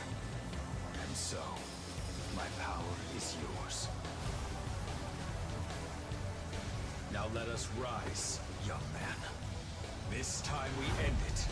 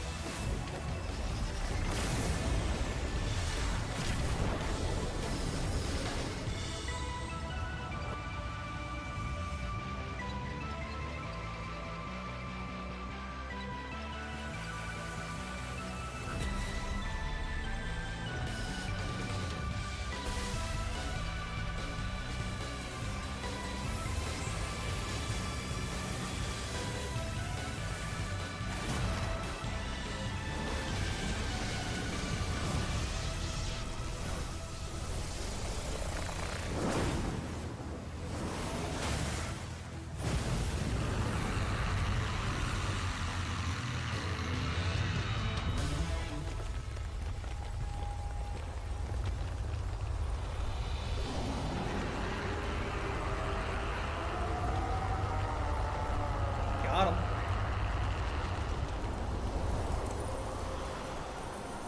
Casually, when I got to this part, I was like, oh man. Alright, where's phase 2? But no, you just Murakuma him.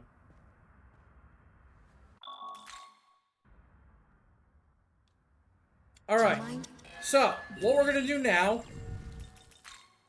is delete Gogmagog. Get out of here. Go on and get. Go on and get. And we're gonna buy back the good Gogmagog that has Pigment Slash on him.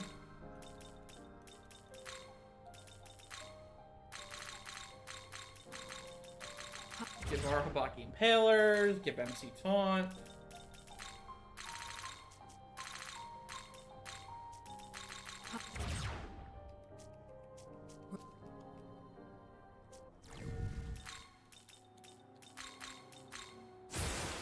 Nice, got a strength.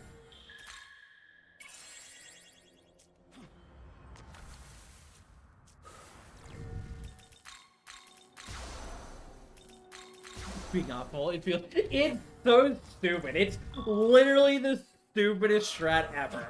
But like, it works, so.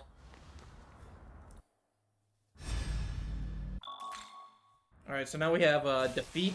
But I will not accept defeat. If I must, I shall strike you down myself.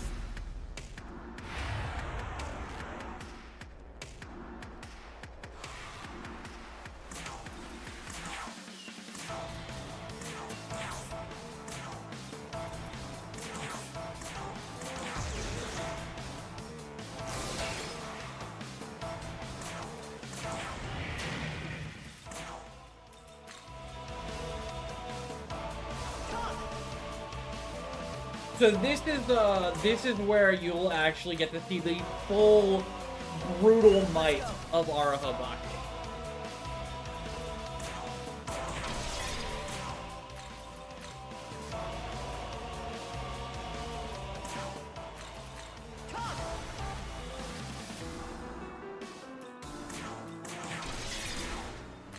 Okay, we have a strong dog if we're hitting that hard.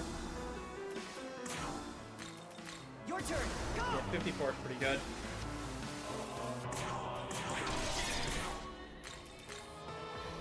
Alright, that's 71 I hit the first hit with a low roll.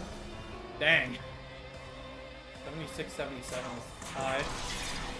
Too high, in fact. Your turn. Go.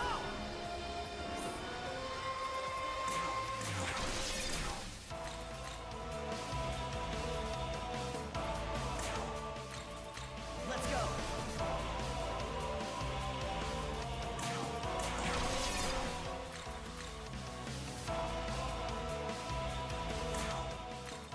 Your turn. Go.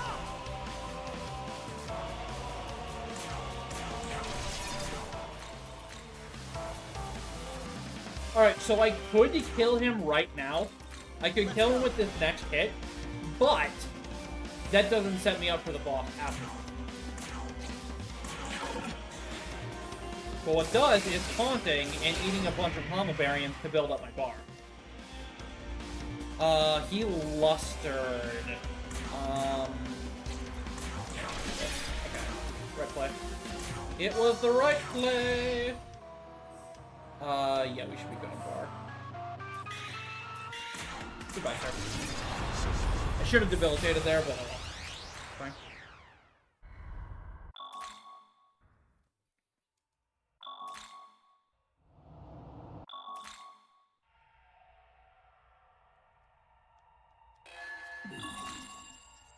Alright, one final heal.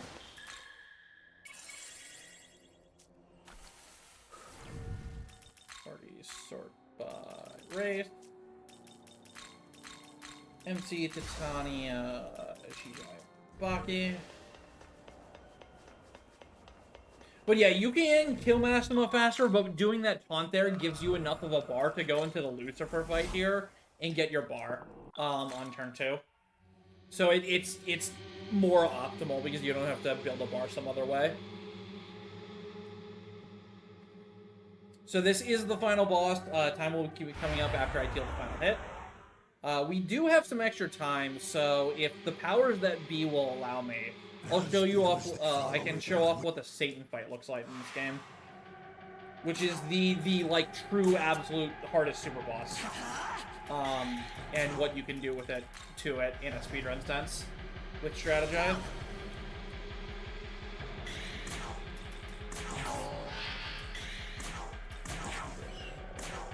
Chaos. Okay, that was actually close. I'm really glad he nulled there because I didn't have bar. Alright, we're good. Nora. Strategize. Strategize. Let's go.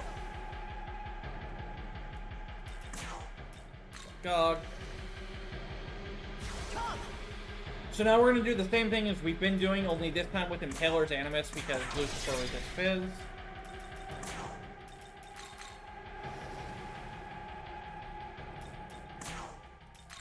Your turn. Go.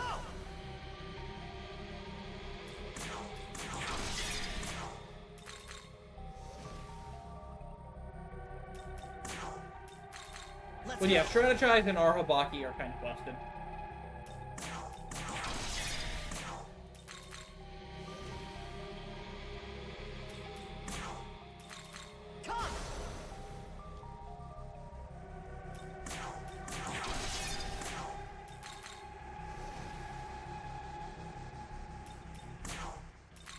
Your turn. Go. GG.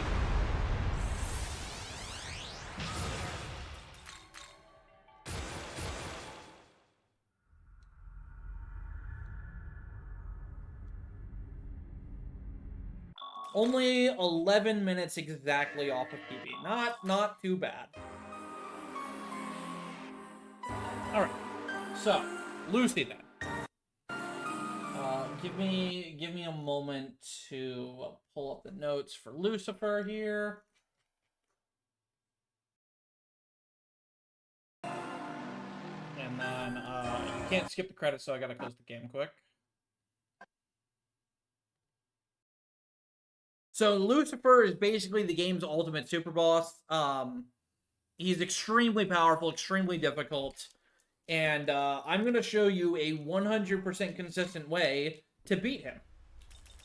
This is a New Game Plus file. It's New Game Plus 3, but you could do it on probably New Game 1 if you just got the resources you need for it. So this is what your starting party looks like. You want a really low-level Baphomet. You want tanky as heck, Arahabaki, MC, and then a Konso.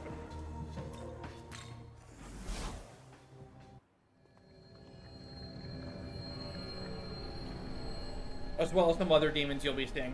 This fight is all about swapping out demons in and out of our stock to do some really disgusting things. Alright, that's fine.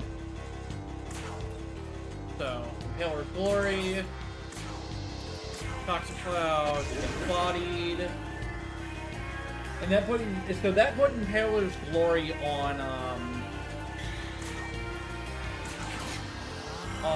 Arahabaki, which is the main point of the strat. Demi Beams. Let's go.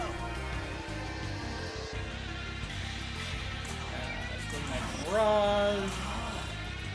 Will.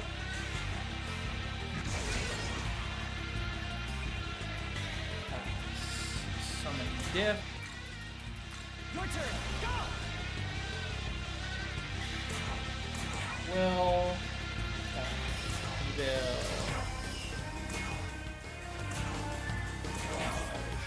Guard here. To the bar.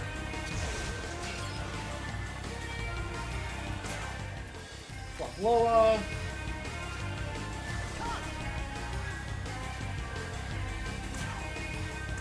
Ability. Roddy. Norn. Again, this is 100% consistent. None of this fight has been RNG so far. Except for that first hit that he stat checked you with. Hole.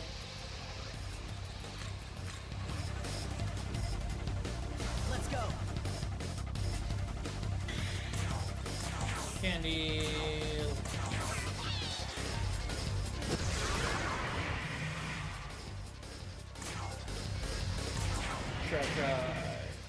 Then you know what's next, folks.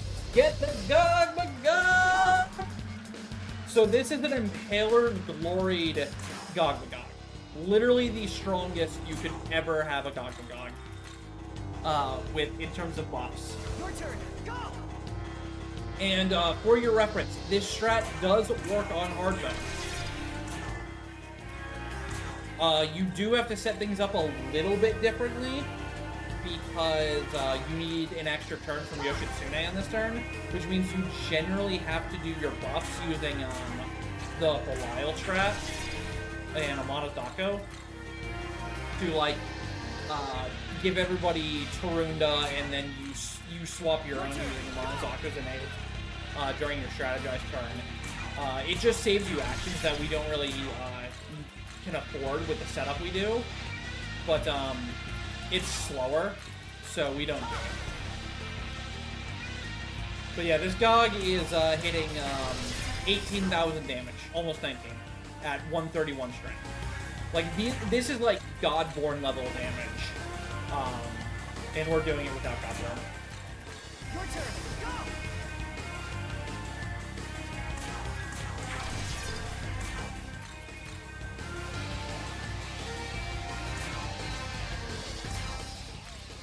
Let's go. But yeah, the real crux of this strat is first using Luminescent Mirage combined with Chaotic Whale to make sure Titani and Harati never act. And then when it's getting close to the time where he's going to eat one of them and do his charge, you want to make sure to mute them both, because they will get a turn. And like if they do Dikaja or Dikunda or status you, you're really, really sad. So that's why we have a Loa here with 96 luck and MC with 104 luck, those are the exact luck breakpoints you need to make sure Makajam with Loa's passive and 9 affinity is a 100% hit rate. So that you completely discount Karate and Titanium from the fight. And then the Baphomet at the start is Impalers into Toxic Breath, so that when you get him out of the fight, his death causes Honsu's passive to activate that says, hey, whenever somebody with a buff dies, that buff is spread to everyone. So you make use of Satan's Innate here that says, hey, when I get targeted by a skill with an element, I counter. We abuse that to have Baphomet instantly get KO'd after giving Impaler's Glory to spread it around, which then Habaki does Habaki things to make it so you can get that on GOG.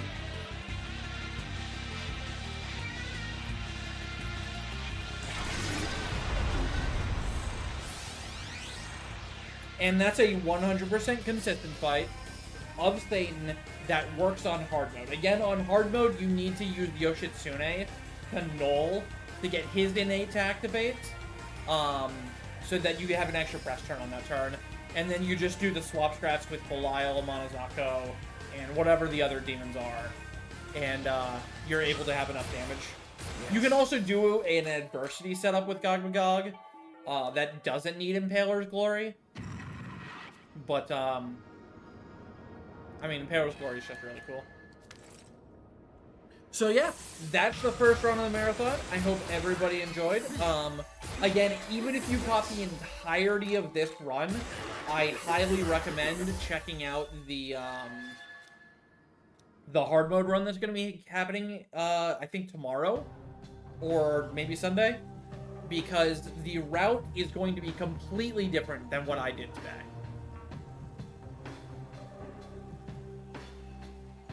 And with that, you're good to take it away whenever. Tismatilton as Zel. Right. Yeah, you use them with Belial and then a Monozako to get your buffs and debuffs rather than spending the actions to do Debilitate and Luster Candy. And that affords you enough time to get Yoshitsune's Null in there.